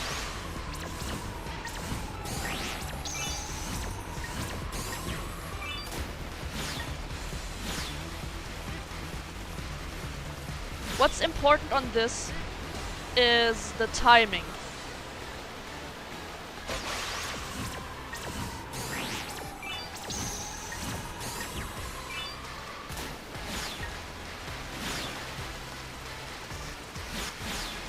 Once you're in a good rhythm, it can't really take you out of it easily. But yeah, it happened again. You need to have timing. You need to get into that rhythm. And once you screw up the timing even once, it's hard to get back into the rhythm.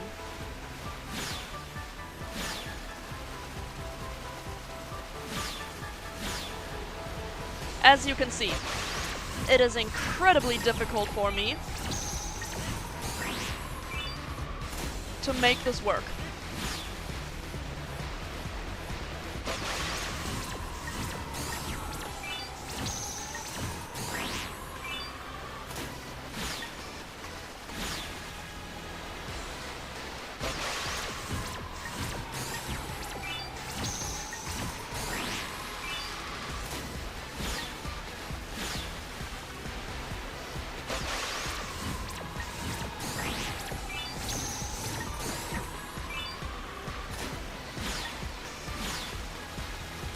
We're going to do one last of that one. And we screwed up the landing. We screwed it up a lot on this course.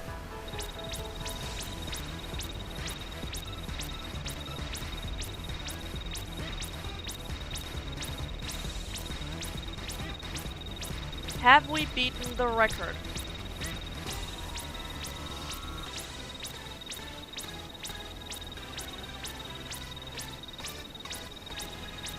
I don't think we have.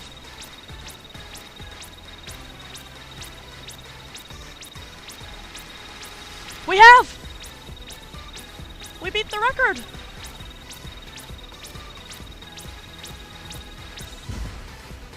Are we on Ula Ula's top 3? I don't think we are.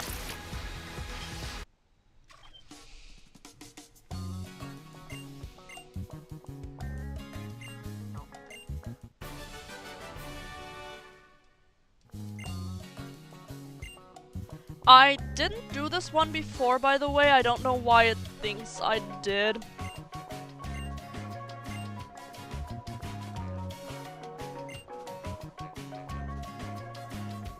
Oh, maybe it's just the second island in general and I need to swim from this one to another one to get the points.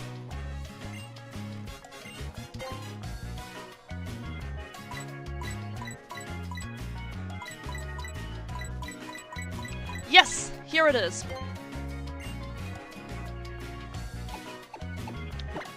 We give Ice Punch to Moonflower. And we're forgetting Fury Swipes for this.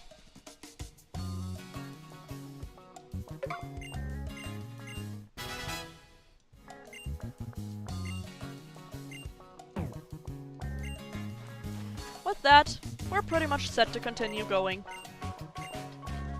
Let's see, we have a few battle points over, and by a few I mean a lot. But we cannot get a rare candy, we're too poor for that.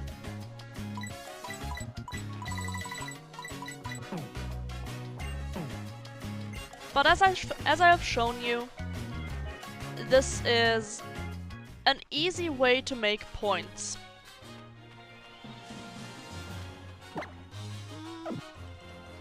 Let's put Moonflower up to the front for now.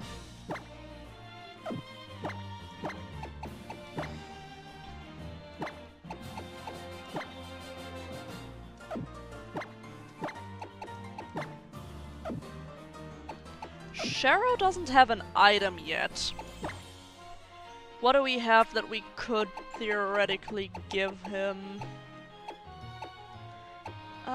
He's not strong enough for Psychic yet, so that doesn't make sense. He doesn't have a poison attack. I think I'm gonna give him a Sharp Beak. Powering up his flying type moves.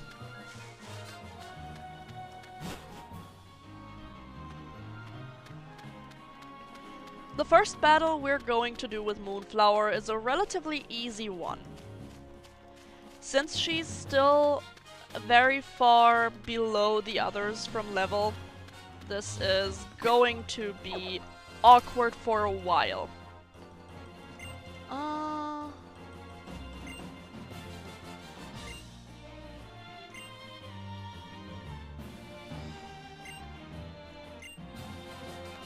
Let's see. One of these had an item that I want to pick up.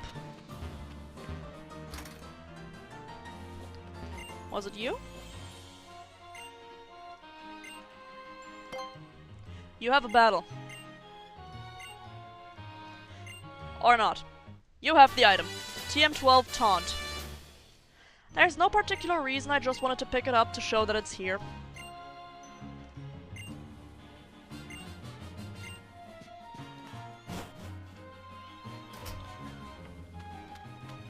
This will be available to us after beating the next trial. Though after the next trial we might still take a while, because, well, there's a long segment where Moonflower will definitely catch up in levels.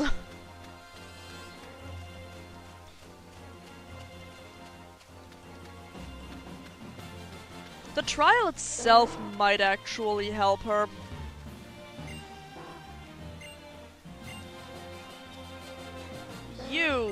Do you have a quest for us? More or less, yes. If we get a specific number of TMs, this guy will give something to us. I don't remember what that is off the top of my head, but I think it was good. Oh, we're not going to go in there just now. We're going to fight this guy. Another ace trainer.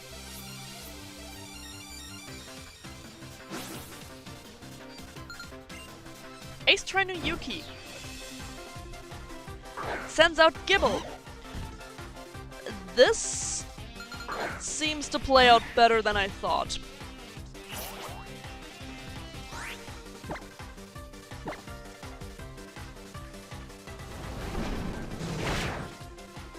This thing is a defensive beast. Holy crap!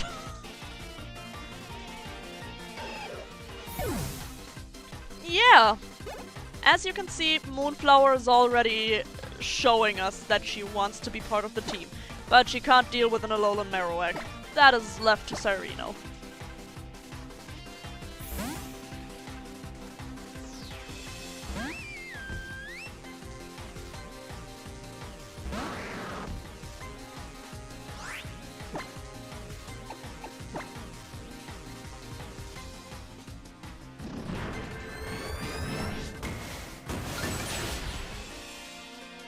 There will eventually be a TM that I'm going to teach our Primarina, Cyreno, other than Shadow Ball.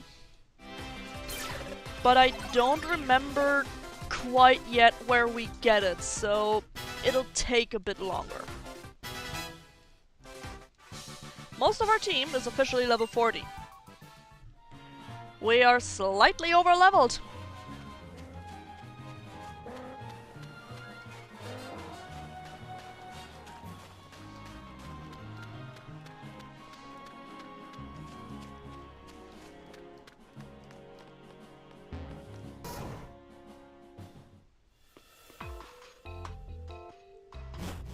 Welcome to Ether House.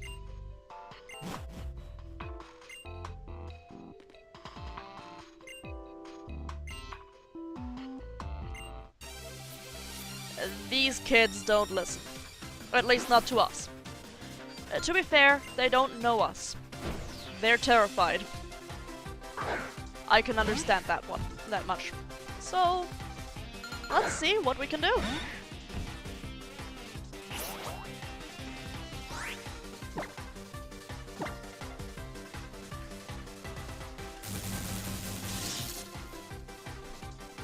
With this being the first time that I'm using an Alolan Sandslash, I am honestly quite curious. Oh wow. Well, right now it's an Alolan Sandshrew. I am quite curious to see how she does. As we can already see, she's quite solid.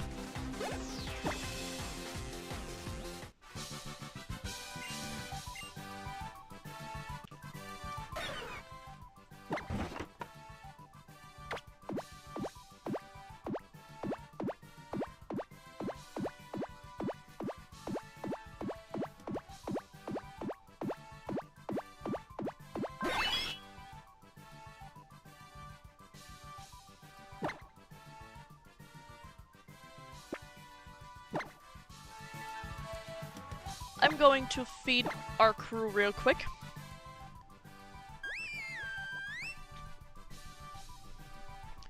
Nothing else, just feeding one bean per Pokemon.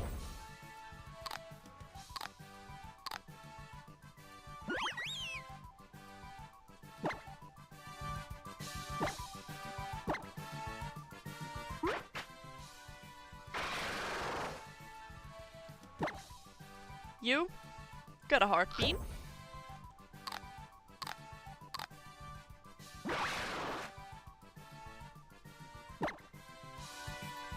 Cheryl is next.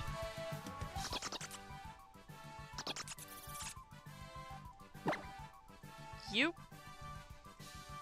get the purple bean.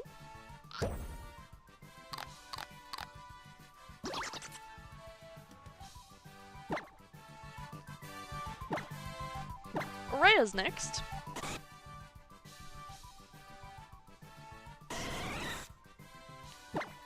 You? You know what, you get the white and blue bean. The triangle bean.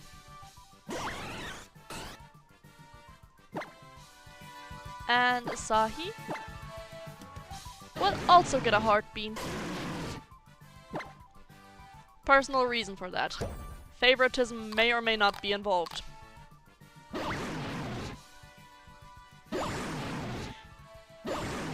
I just mentioned favoritism and apparently she agrees. That means Moonflower is not the only one on 3 hearts anymore. Asahi is the other one.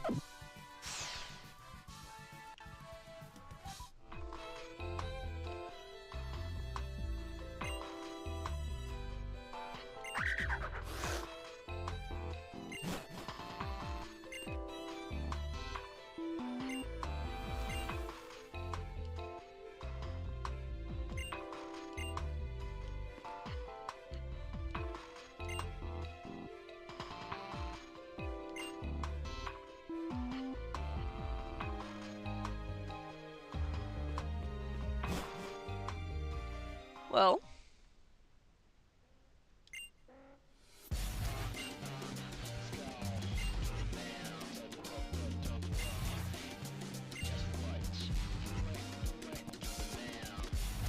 Let's beat some skull asses. No one is going to hurt my girl.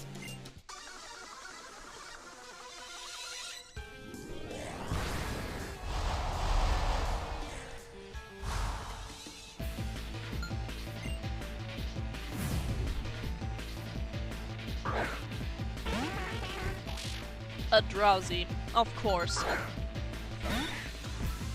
Let's go, Moonflower.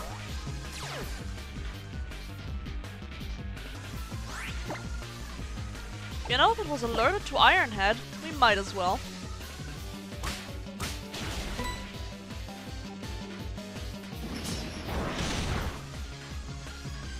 By the way, we're 4 times weak to fighting, so we might as well get our asses out of here right now. Let's use Sharrow for this.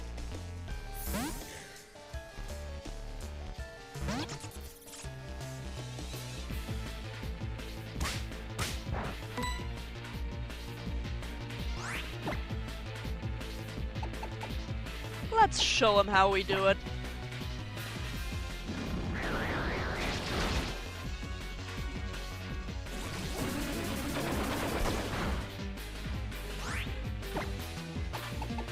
Sharrow can now hold his own fairly comfortably. It's still not the best, but it's definitely not the worst.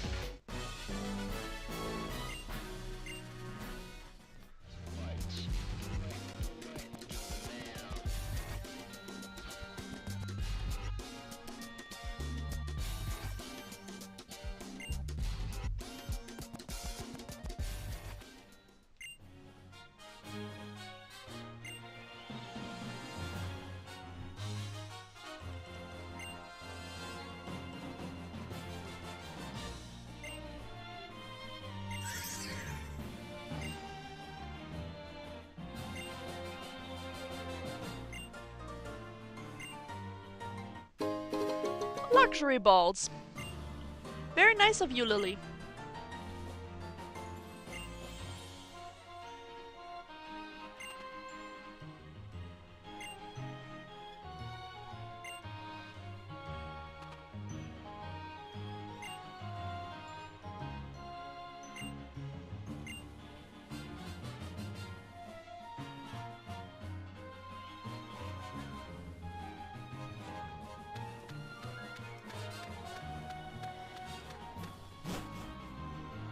There aren't many new Pokemon here anymore, but I still want to try to get my hands on an Absol.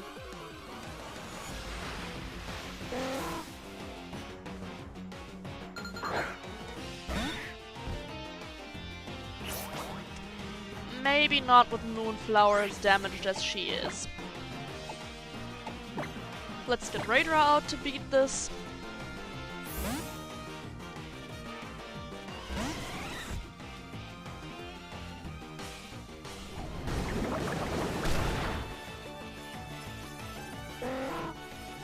Oh yeah, sure, go ahead. Aww. Sad day.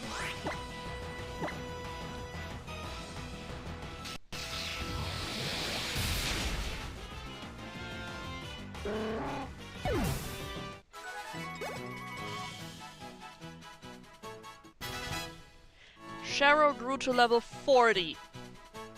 In 8 levels, he will evolve, and then our team is almost fully evolved because now we have Moonflower.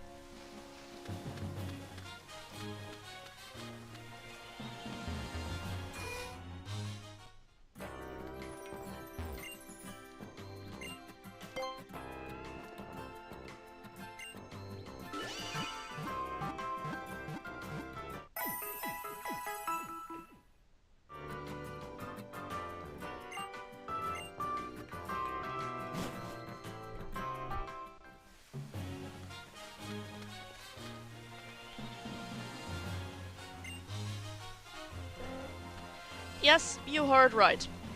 The next trial is in an old supermarket. It is the ghost type trial. It is going to be spooky. It's going to be fun.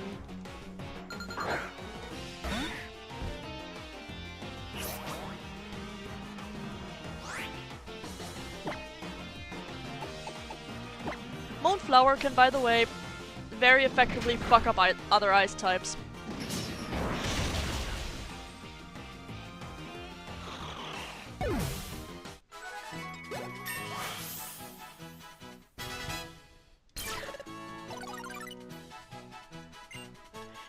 She learns Gyro Ball. She doesn't need Gyro Ball anymore. She's a good user of it, so I would recommend it. But with my setup, it's not needed. She's going to do a lot of damage anyhow.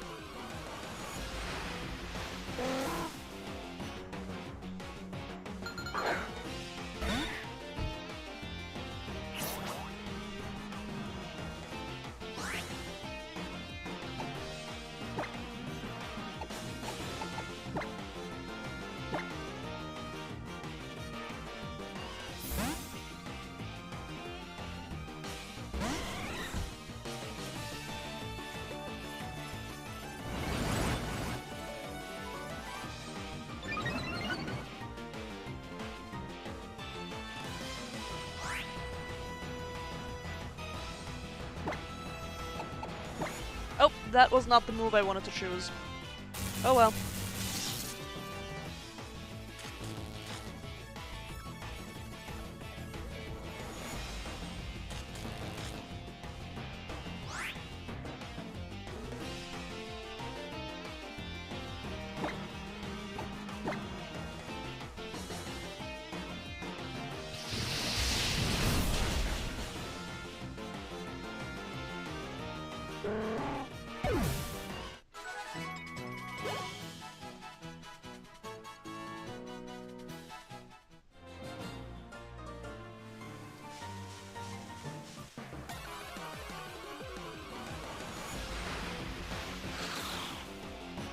Another Snorunt. Another Pokemon Moonflower can just fuck up without any help. She is a fairly strong Pokemon, and she's going to be even stronger. But for now, this is what we deal with.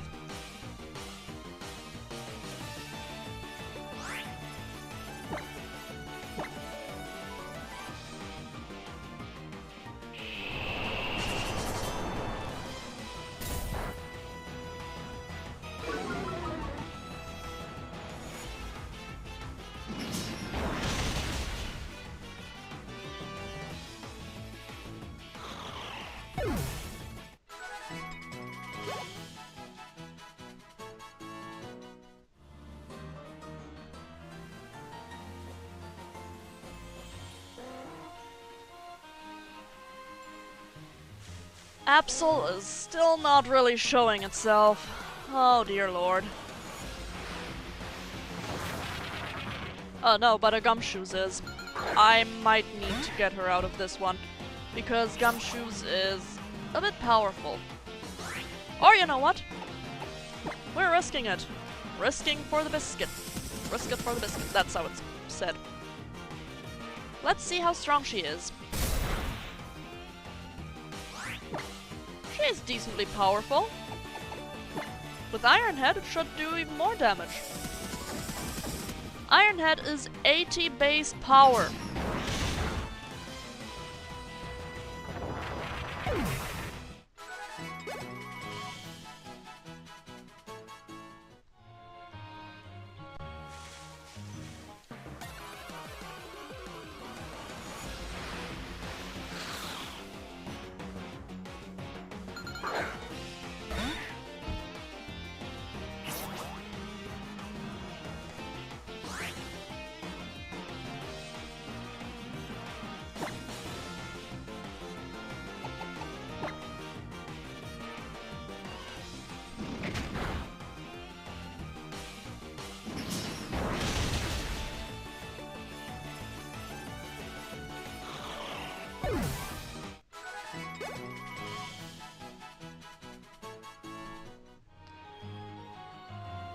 let me see something real quick.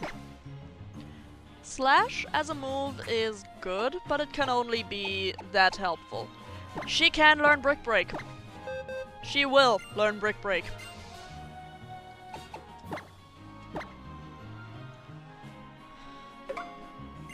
This way, she also does very much a lot of damage to normal types.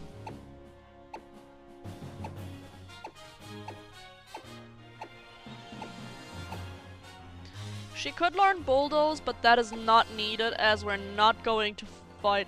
She can learn Leech Life. Damn. We will not fight any fire types with her.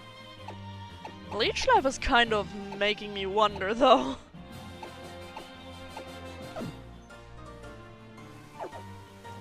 It is coverage for dark types and grass types, both of which she already has.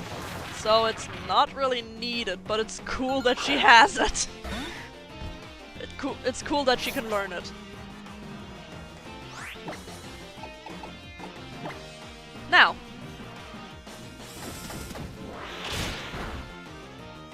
Let's see how much damage she does with a non-stab, very effective. Whoa. Moonflower, damn! Oh, this will hurt.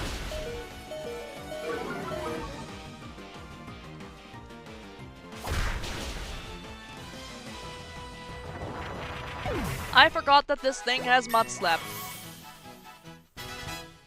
Moonflower grew to level 35. Rear grew to level 40.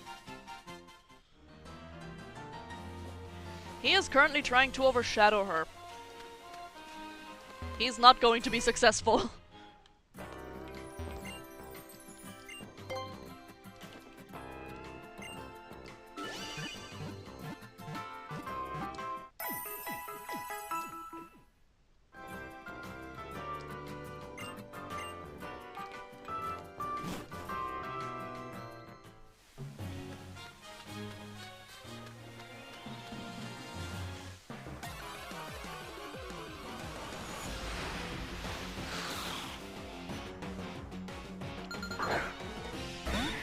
Another snow run, still not another Absol.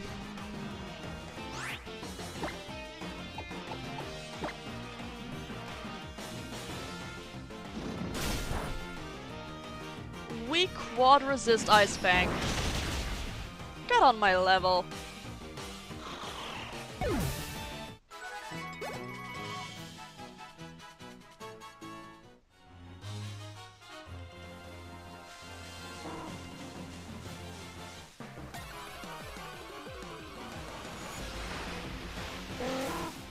Okay, I literally checked. Absol is a 10% encounter rate.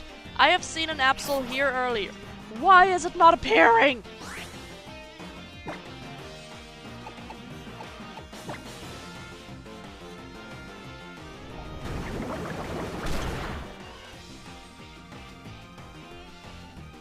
There's our low special defense, by the way.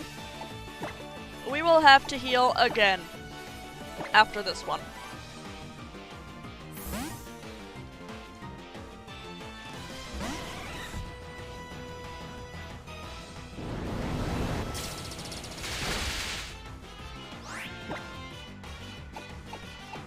You know what? Let's discharge.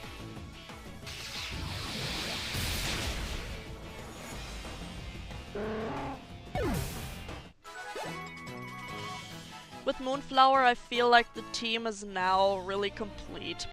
We can basically throw something at everything the game has for us, and once she and Sharo evolve, it's gonna be over for the entire enemy squad.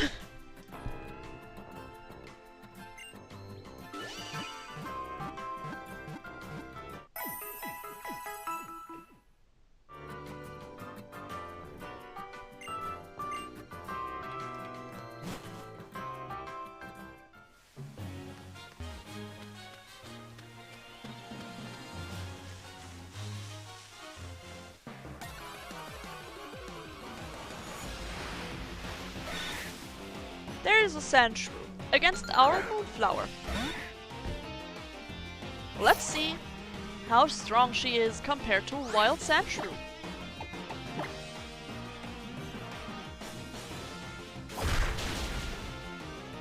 Yes!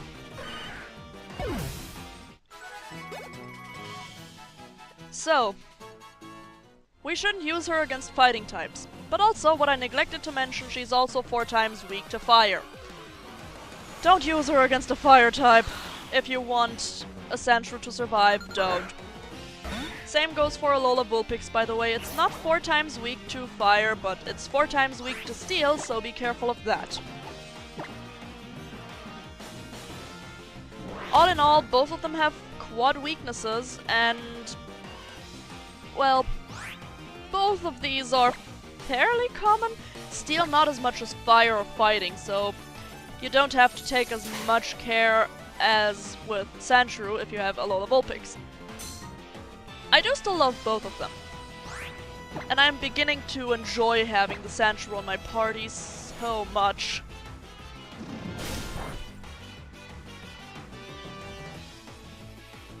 Like, I've only had it for a few minutes and I'd already... and if anything happened to her, I'd kill everyone in this room and then myself. That's how much I love Moonflower already.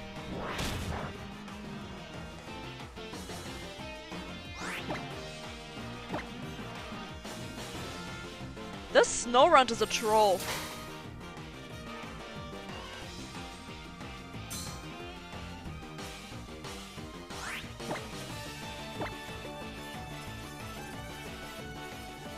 Jesus! It feels like I'm playing Cassette Beasts again. Because it somehow uses so much strategy that I can't really compute. I'm just brute forcing.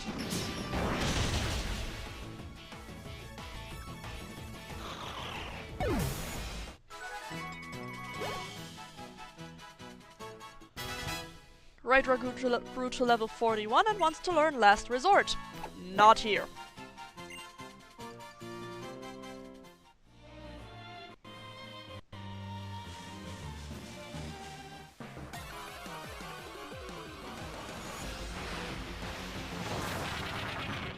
Gumshoes.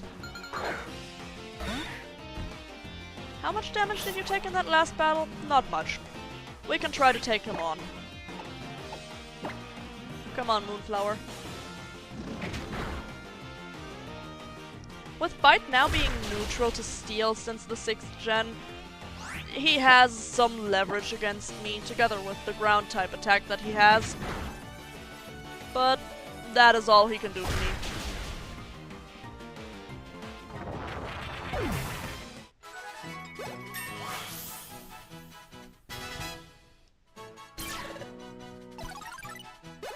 She is already catching up, slowly but surely.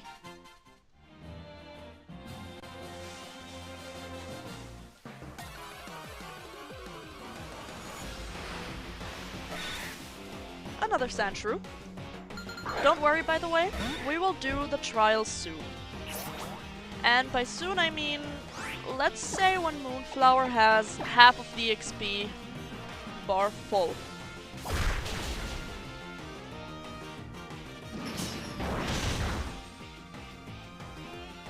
Steel is, by the way, resisted by Steel.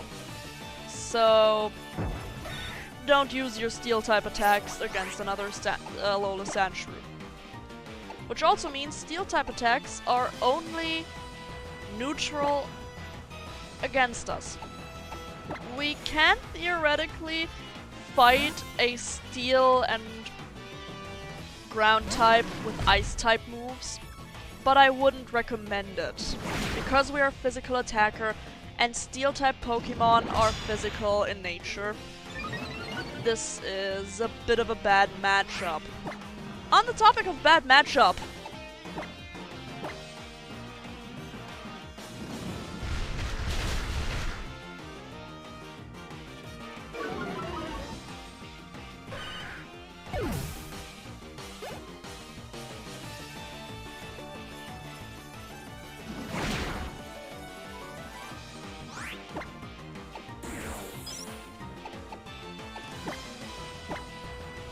we'll heal the party after this fight, again. We still don't have an Absol. If we don't find an Absol before Moonflower reaches half of the HP bar, we will keep going until we find an Absol. And if we find an Absol before that, which I hope, well, half of the half of the XP bar is still our goal.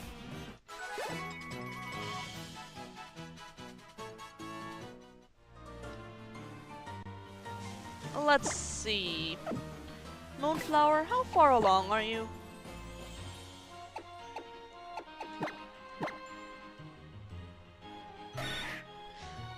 We have a good bit to go.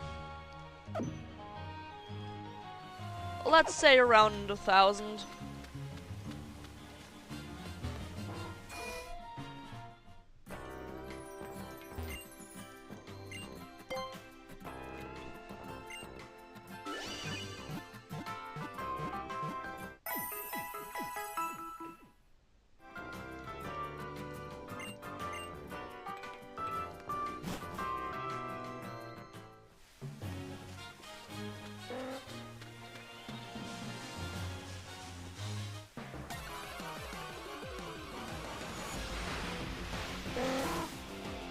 A Pelipper.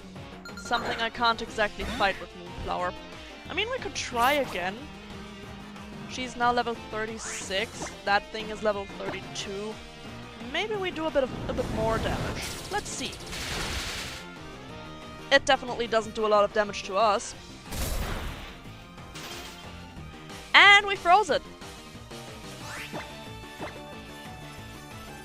Freeze as a status has a set chance to thaw every turn.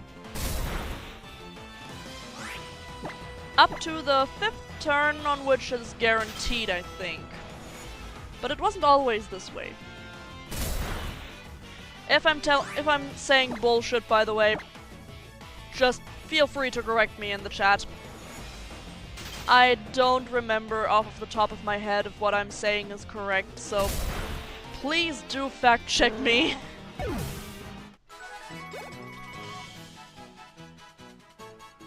Well, we got the 1000 EXP for Moonflower. Until we get an Absol, we'll just keep going.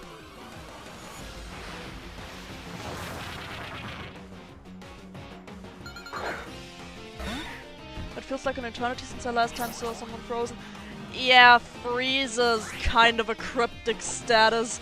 It rarely happens.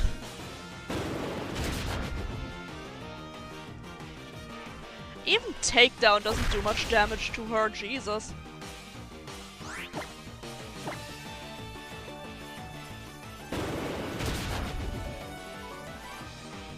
If it continues going like this with Absol, I feel she might reach level 39 before we get an Absol, because holy crap.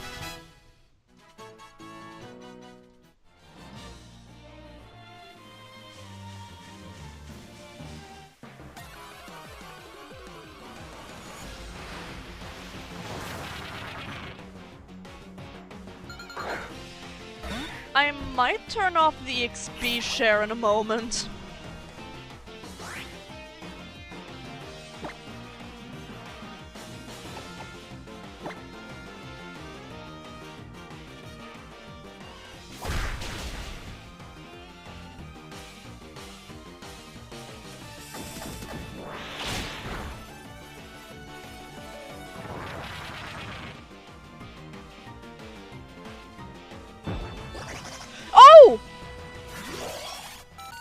I didn't think this would happen.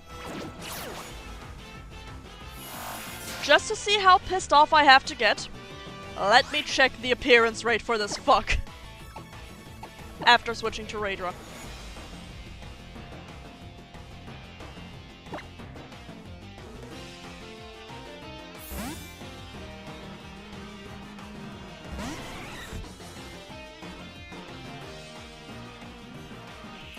Cast form is a normal type that looks like a ball sack.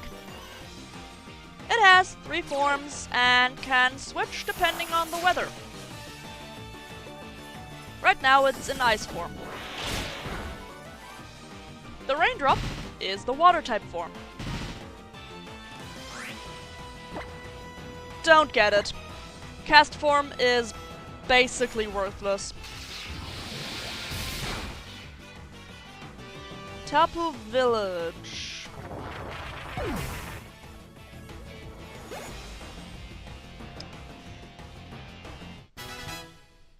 Cast form has a 1 to 10% chance of appearing. 1 to 10%. Do you know how fucking rare that is? I am still looking for an Absol. Game, what the flip?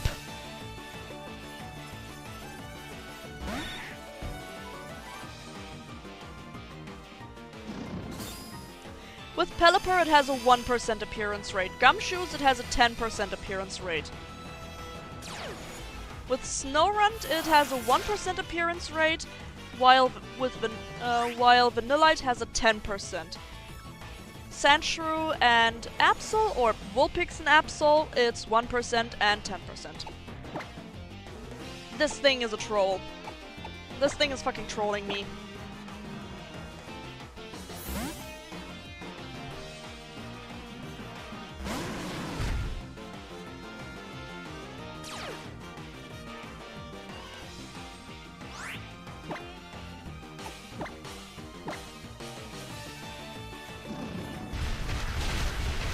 Goodbye, cast form. I am not catching one. Absolutely not.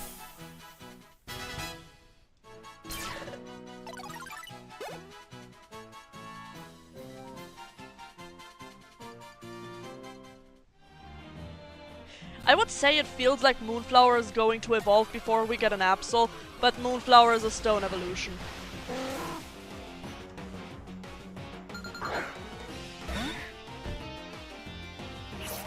She is quite low on HP already. She's level 37 already. She is way past her goal. You know what? We're here.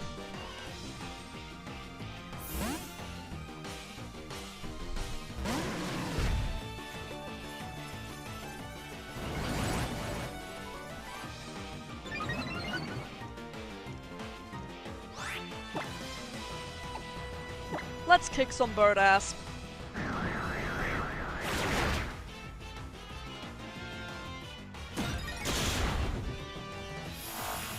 Sadly, Raidra is a bit low as well, which means we can't use him right now for the Pelipper.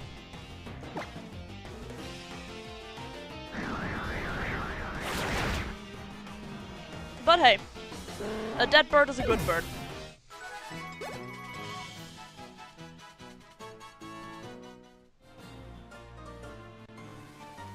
Especially if it's a seagull. I don't like seagulls. Though Pelipper is no longer a seagull. Pelipper is good in my book. Wingull, it's adorable, but don't get me wrong, I don't like seagulls. There's a history with me and them.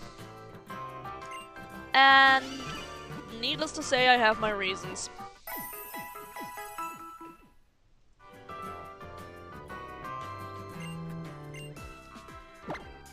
Now, let's see.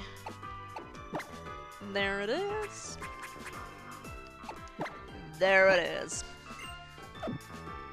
If I want her to catch up without the team to run away in levels, I need to turn off the XP share.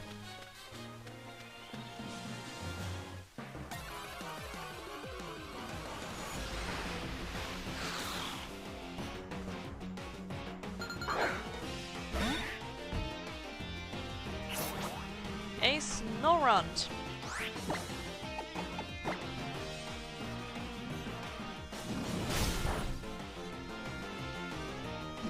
If it survives, I'm gonna catch it. It doesn't survive. The next Pokemon that survives, I am going to catch. I still hope we're gonna get an Absol soon.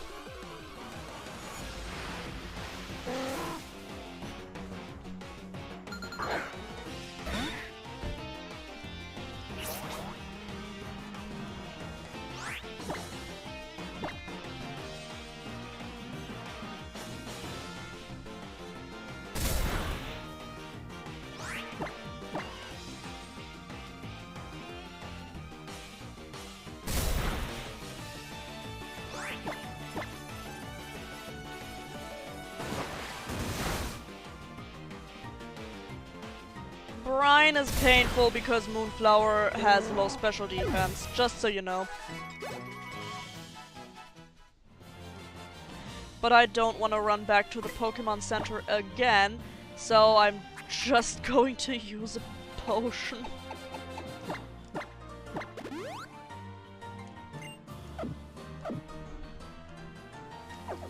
Her HP are still very low. She doesn't have much, but her defenses all but make up for it.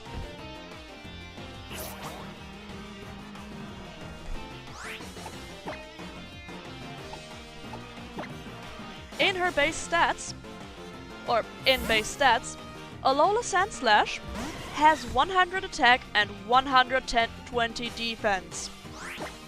Those are some stats. Especially for regular 2-stage Pokemon.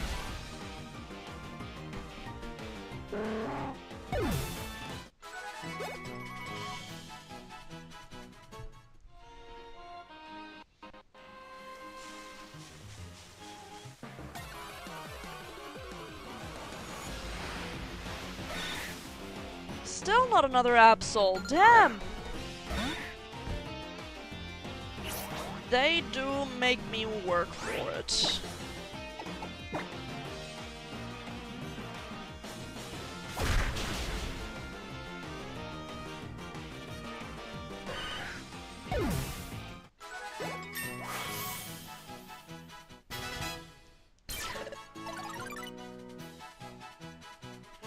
Swords Dance. You know what? Since she already has high defense, Iron defense is not needed. I'm going to play her offensively.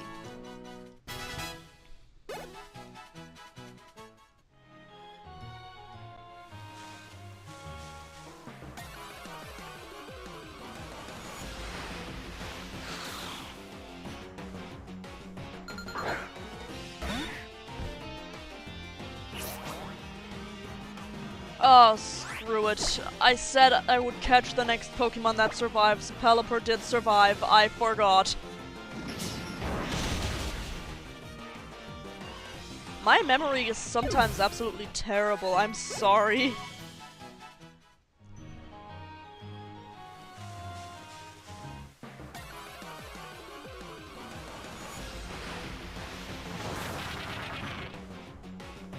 Let's use our new toy.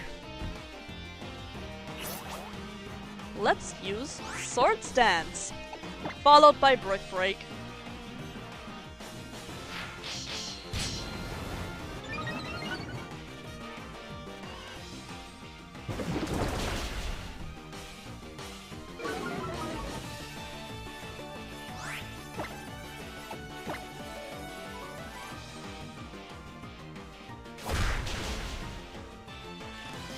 Yes. How much damage do you want to deal? Yes.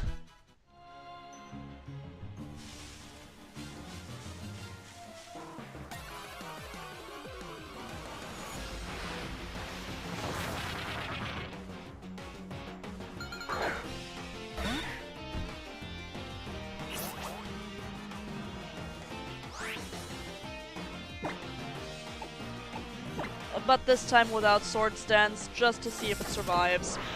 Because if it does, we have a catch on our hands. Jesus, Swords Dance did that much? Holy crap! Where are Ultra Balls? Ultra Balls. There they are.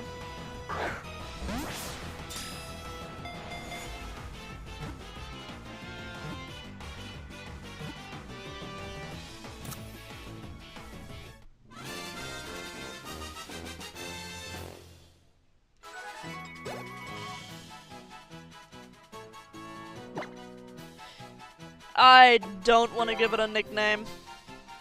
I misclicked. Sent to a box. We already have one in the deck, so it's nothing special, but I figured I'd keep my word. Now we're only going to try and look for Absol still. And Moonflower is meanwhile on the way to reaching the same level as our team members. I can't believe it. Absol is a 10% chance. Where is this 10%? Where is my encounter luck? Radra, don't answer that. I know that you know where my encounter luck is. I know where it is too.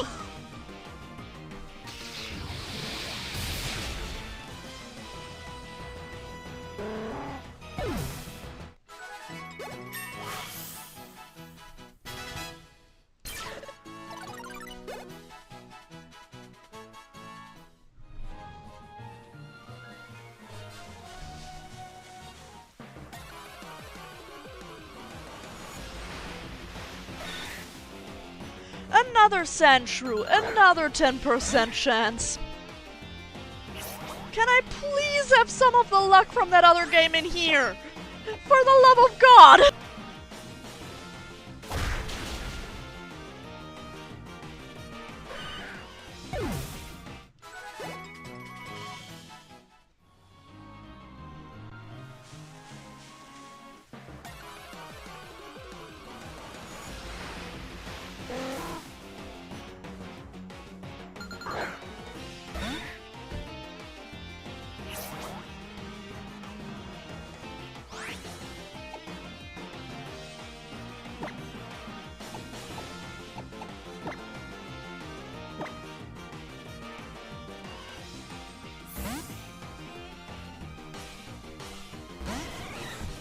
Genuinely, I am just waiting until I hear it sparkle.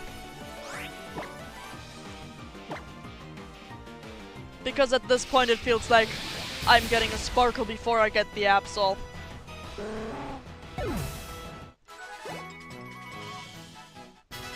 Moonflower reached level 39.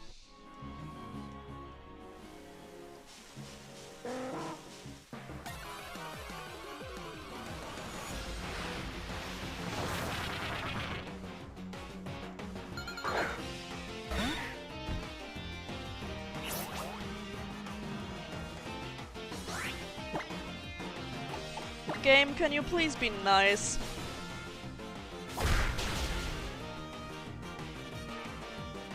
Please? Feels like a kick to the shins.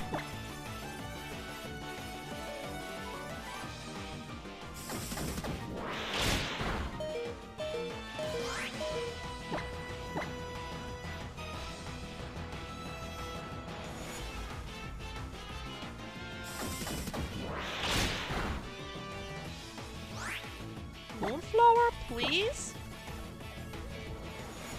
Thank you!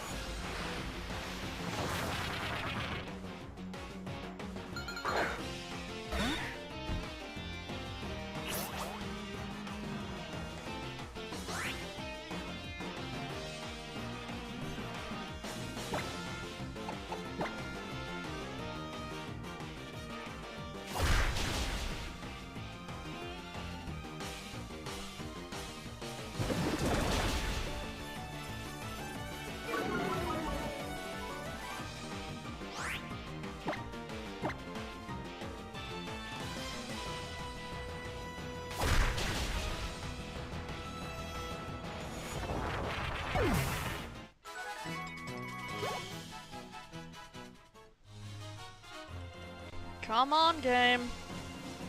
I just want an Absol. I don't want a shiny. There we go!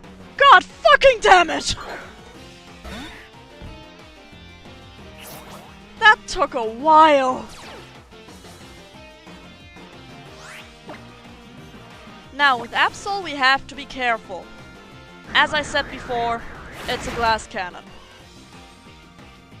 Doesn't do much to our dear Moonflower, because she's just tanky, but it doesn't take many hits to kill it. This also means we can finally get our asses to the trial.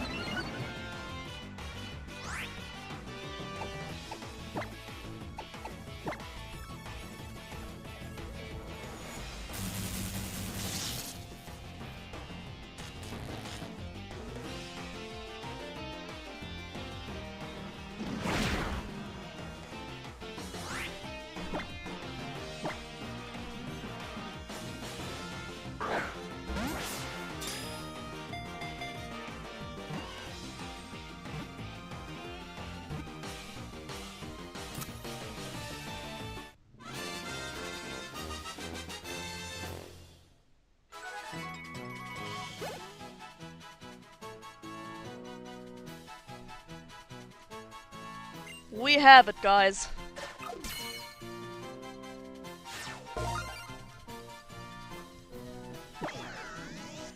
I just wanted to catch an Absol because it's one of my absolute favorite Pokemon, and I'm going to give it a nickname. Absol has a lot of emotional value for me. I'm naming it after my childhood Absol, which was for the longest time what I perceived to be my partner Pokemon, Kuraiko.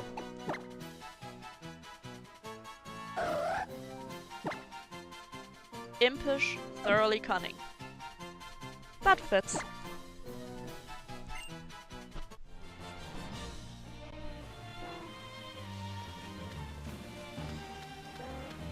We're free!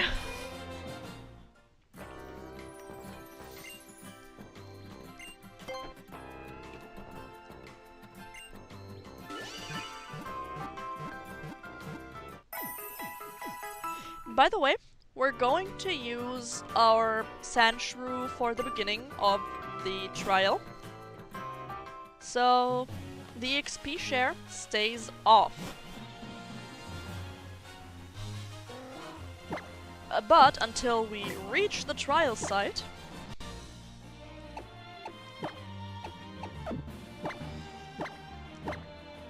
we will just put share up front.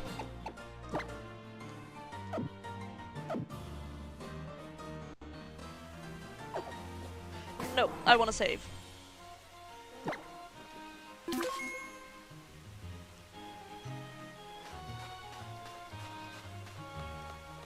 Up here, we have this, a max potion.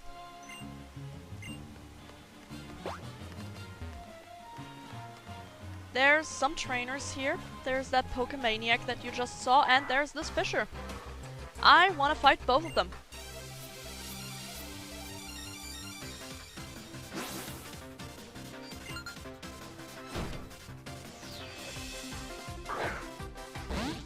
Feebas is a Pokemon we can find.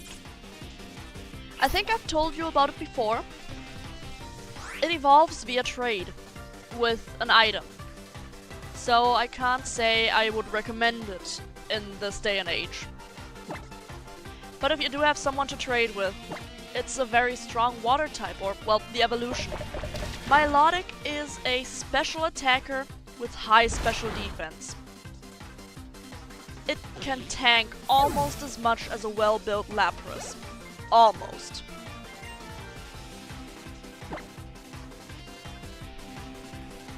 It has also a lot of different moves, so Lapras might be worth it. Not Lapras. Milotic. No, Sharo! Okay, Raidra, get revenge. Just get revenge.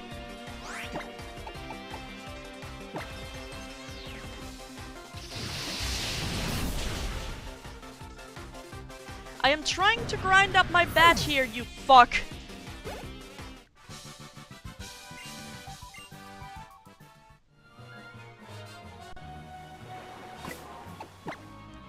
This is why we have revives and potions. Not to use them in battle, but to use them like this. Because I put the regulation on myself to only use potions and stuff in difficult battles.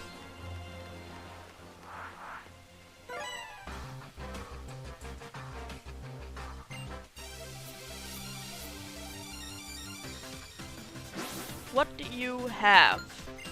Collector Kawika. Larvitar. A rock and ground type that we can pretty solidly beat with Primarina. But sadly not with Shero. Or maybe... we are faster.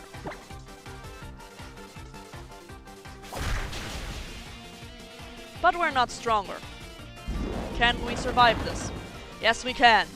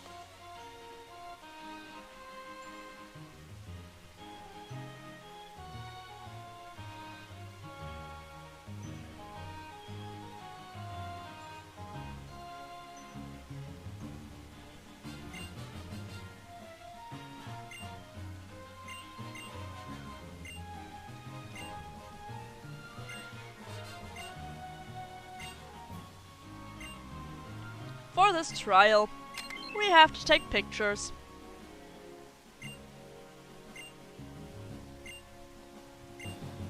We can't catch any Pokemon. So, yeah, typical trial rule.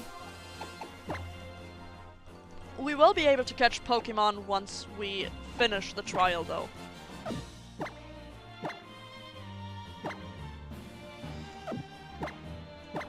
Now let's put Moonflower up front again. And let's let her handle the first one, maybe two Pokemon. I know the third is not something she can handle. And the final one, neither.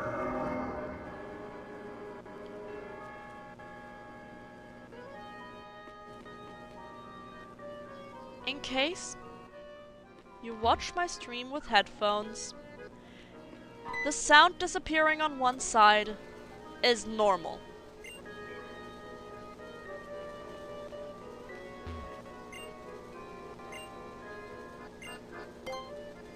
We're literally in a horror game.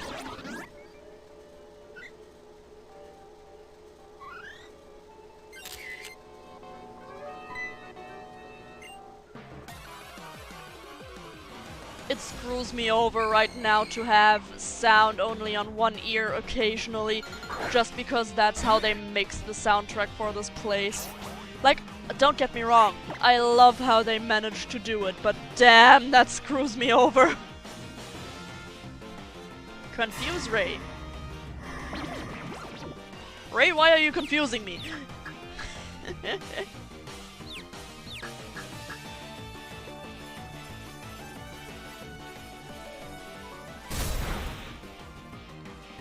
It was not enough.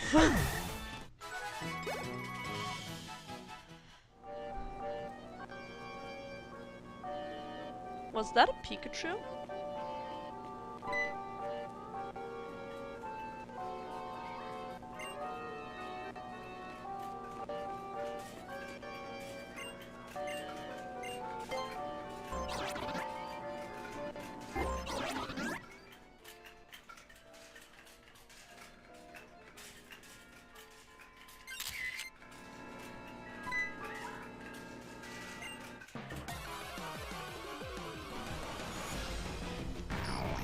it'll likely use Confuse Ray or Hypnosis.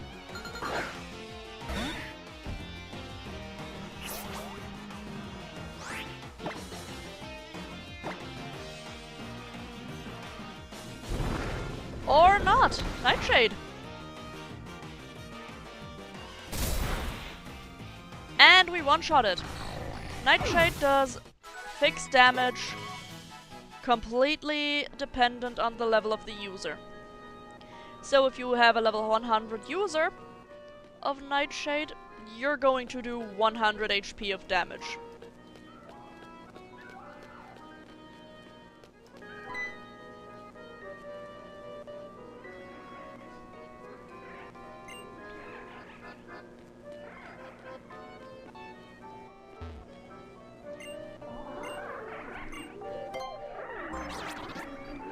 This Pokemon is a bitch to photograph.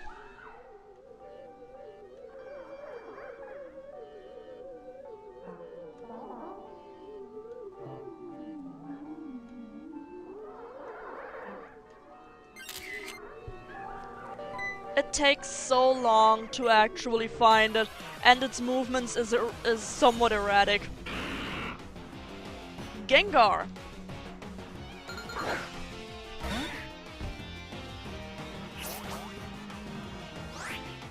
If only we could catch it, but we can't.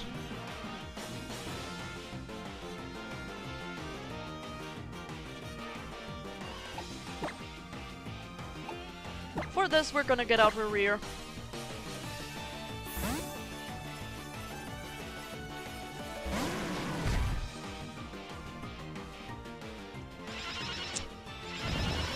And of course we're getting hypnosised. Of course. This is one of the few moments where I'm going to use an item, because otherwise, well, this fight is a bitch. What the fluck?!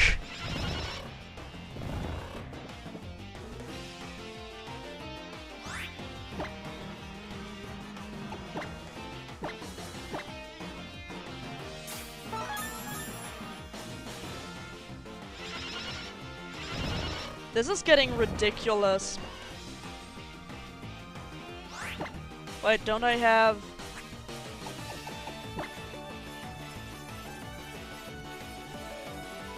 There's a stat reduction.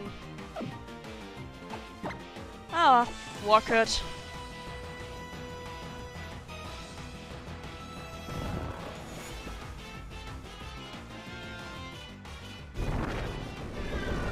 This thing reads my inputs!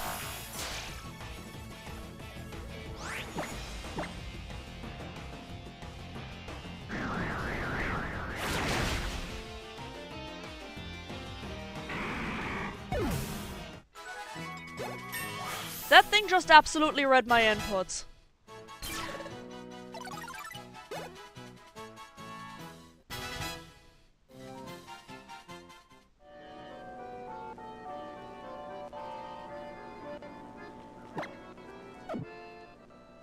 Wait.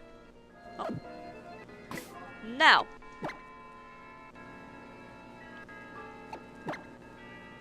We're swapping Sarino to the front. And, now that Moonflower is on team level, we're turning on the XP share again.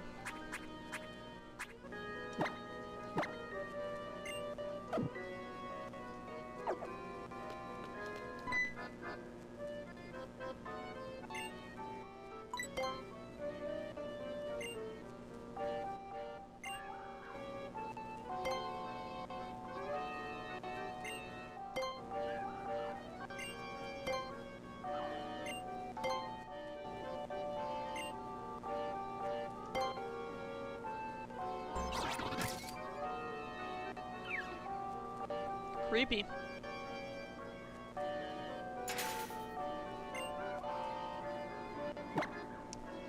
I'm going to heal up my entire party. Just in case I need cannon fodder. Because this fight is difficult.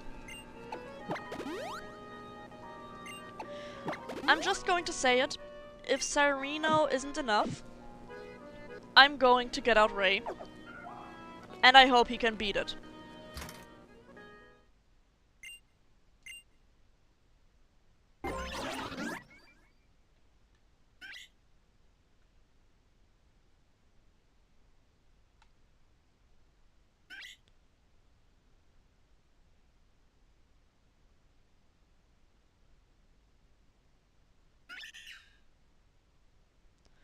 The sheer amount of Pikachu merch and pictures.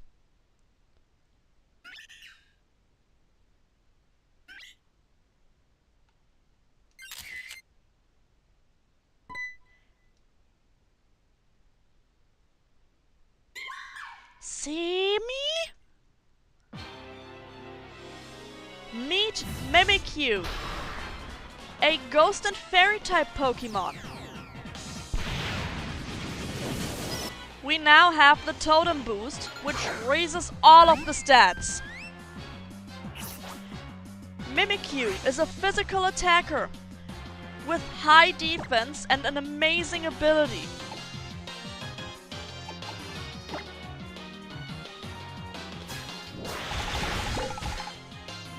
Don't try to use any dark types here. It's going to fuck you over. Don't try to use any ghost types here. It's going to fuck you over. Totem Mimikyu is a menace. It is going to be faster than 90% of your party. It is going to be stronger than 90% of your party. And I got the worst option possible for its colleague. Totem Mimikyu, I am afraid of. I am actively afraid of. In any playthrough, this has been super difficult for me. We might seem overleveled, but that doesn't mean much to this gremlin.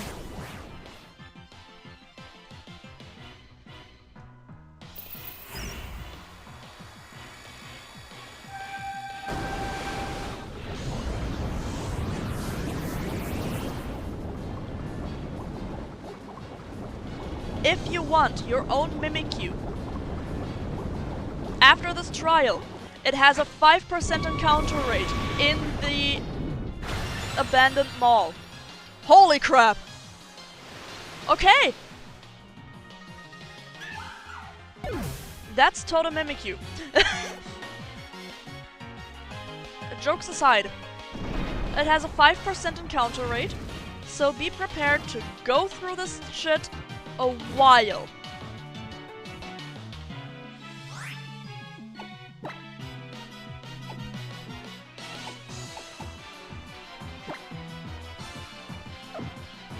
Yeah, you know what, I'm not fucking with this. We're gonna get out Raidra. The reason why I said Banette was the worst one, it has Curse. Like every good ghost type. And with Mimikyu on your ass, you shouldn't have to worry about Curse. This fight, this is the first time it has gone so smoothly. But it can mess up your entire team if you're not careful. I love that it's this difficult, but I also hate it.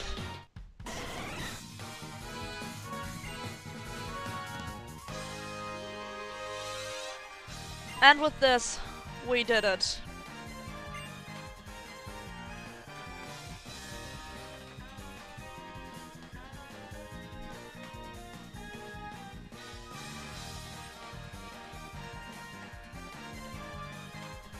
Oh, great spectral lobotomy. Yeah! That's definitely what Curse looks like. By the way, focus on the background. As soon as the camera pans to our character, focus on the background. After this small little cutscene. Because there is an interesting little Easter egg.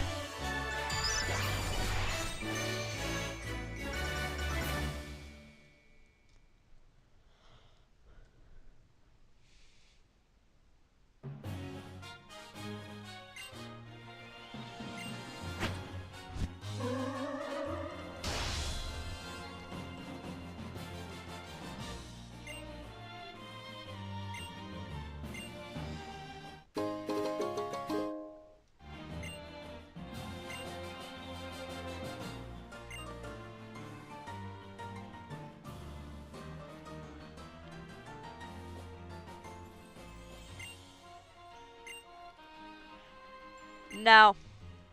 Well, not now. Wait. Now. Background. Or still not? It should be. There it is! A Mimikyu. Walking through the background. I love that. Can I potentially get a Mimikyu in the first few encounters? Because if I can, I want to catch it. Golbat is in here as well, by the way. But we don't want to be here. With Sarino up front. That's gonna be Sarino. He almost survived that.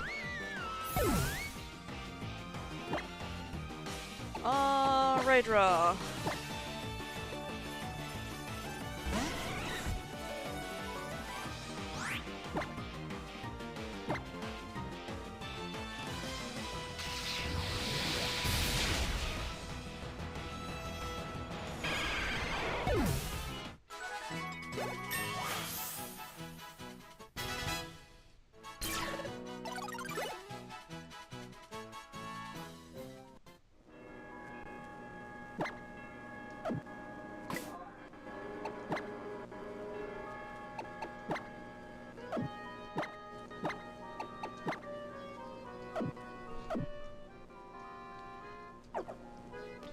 I want to see if we can get it within the next few encounters still. Like, 1 or 2 encounters more. If we can't, we're leaving. I still want to get to a specific point.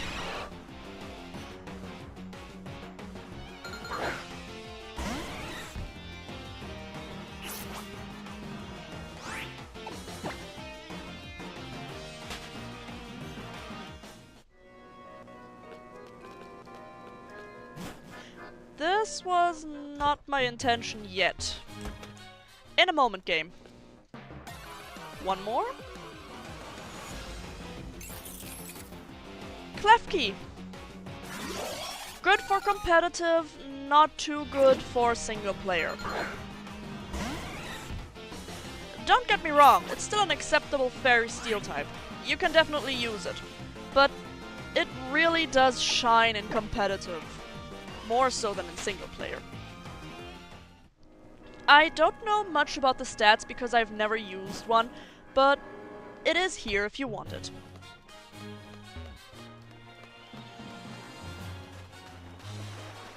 Let's not fly. Let's run across the beach. Back to the Pokemon Center.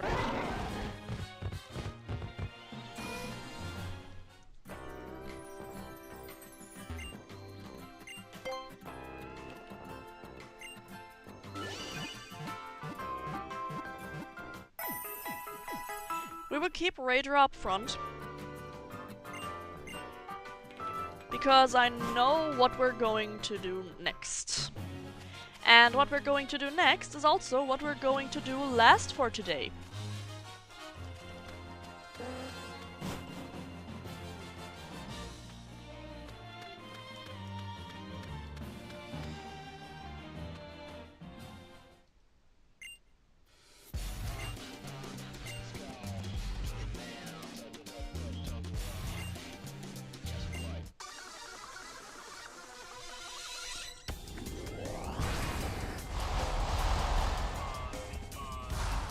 We're fighting Plumeria again.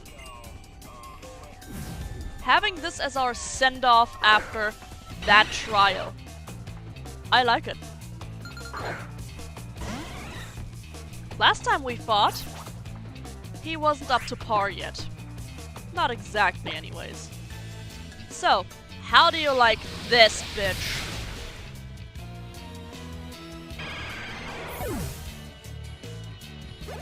Good job.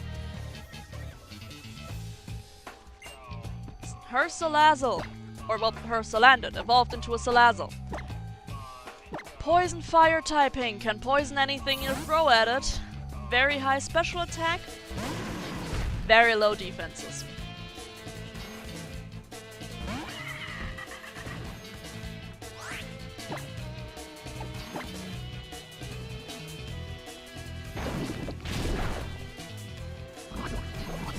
As you can see, the stats really are quite high.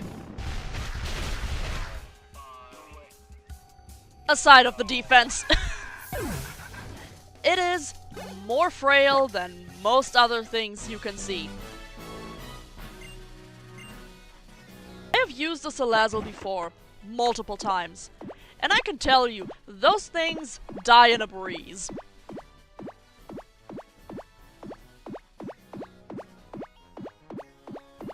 But, to compensate for that, they're fast and very strong. So, they're just like Absol and Zoroark. Going in, hitting, 90% chance of killing, going out, or dying, if they don't kill.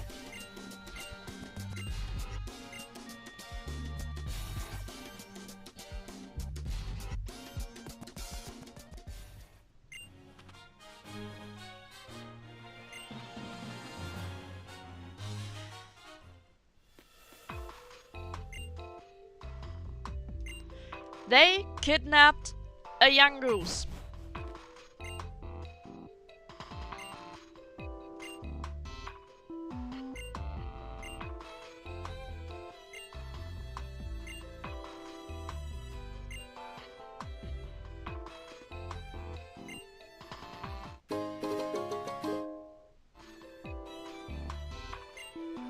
And this child just gave us a rare candy.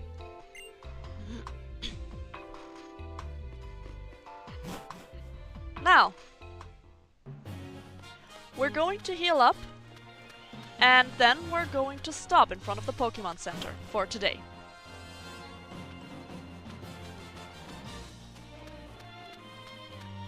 To recap the stream, we have done a lot today. We fought Guzma for the first time.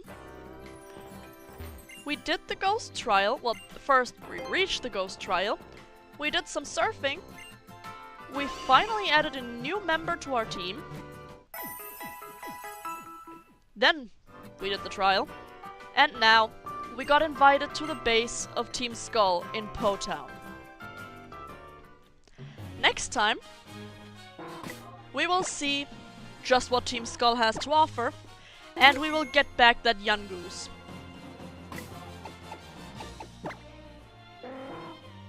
Who the fuck kidnaps a Pokemon like this? Anyways, have a nice night or day, and I'll see you guys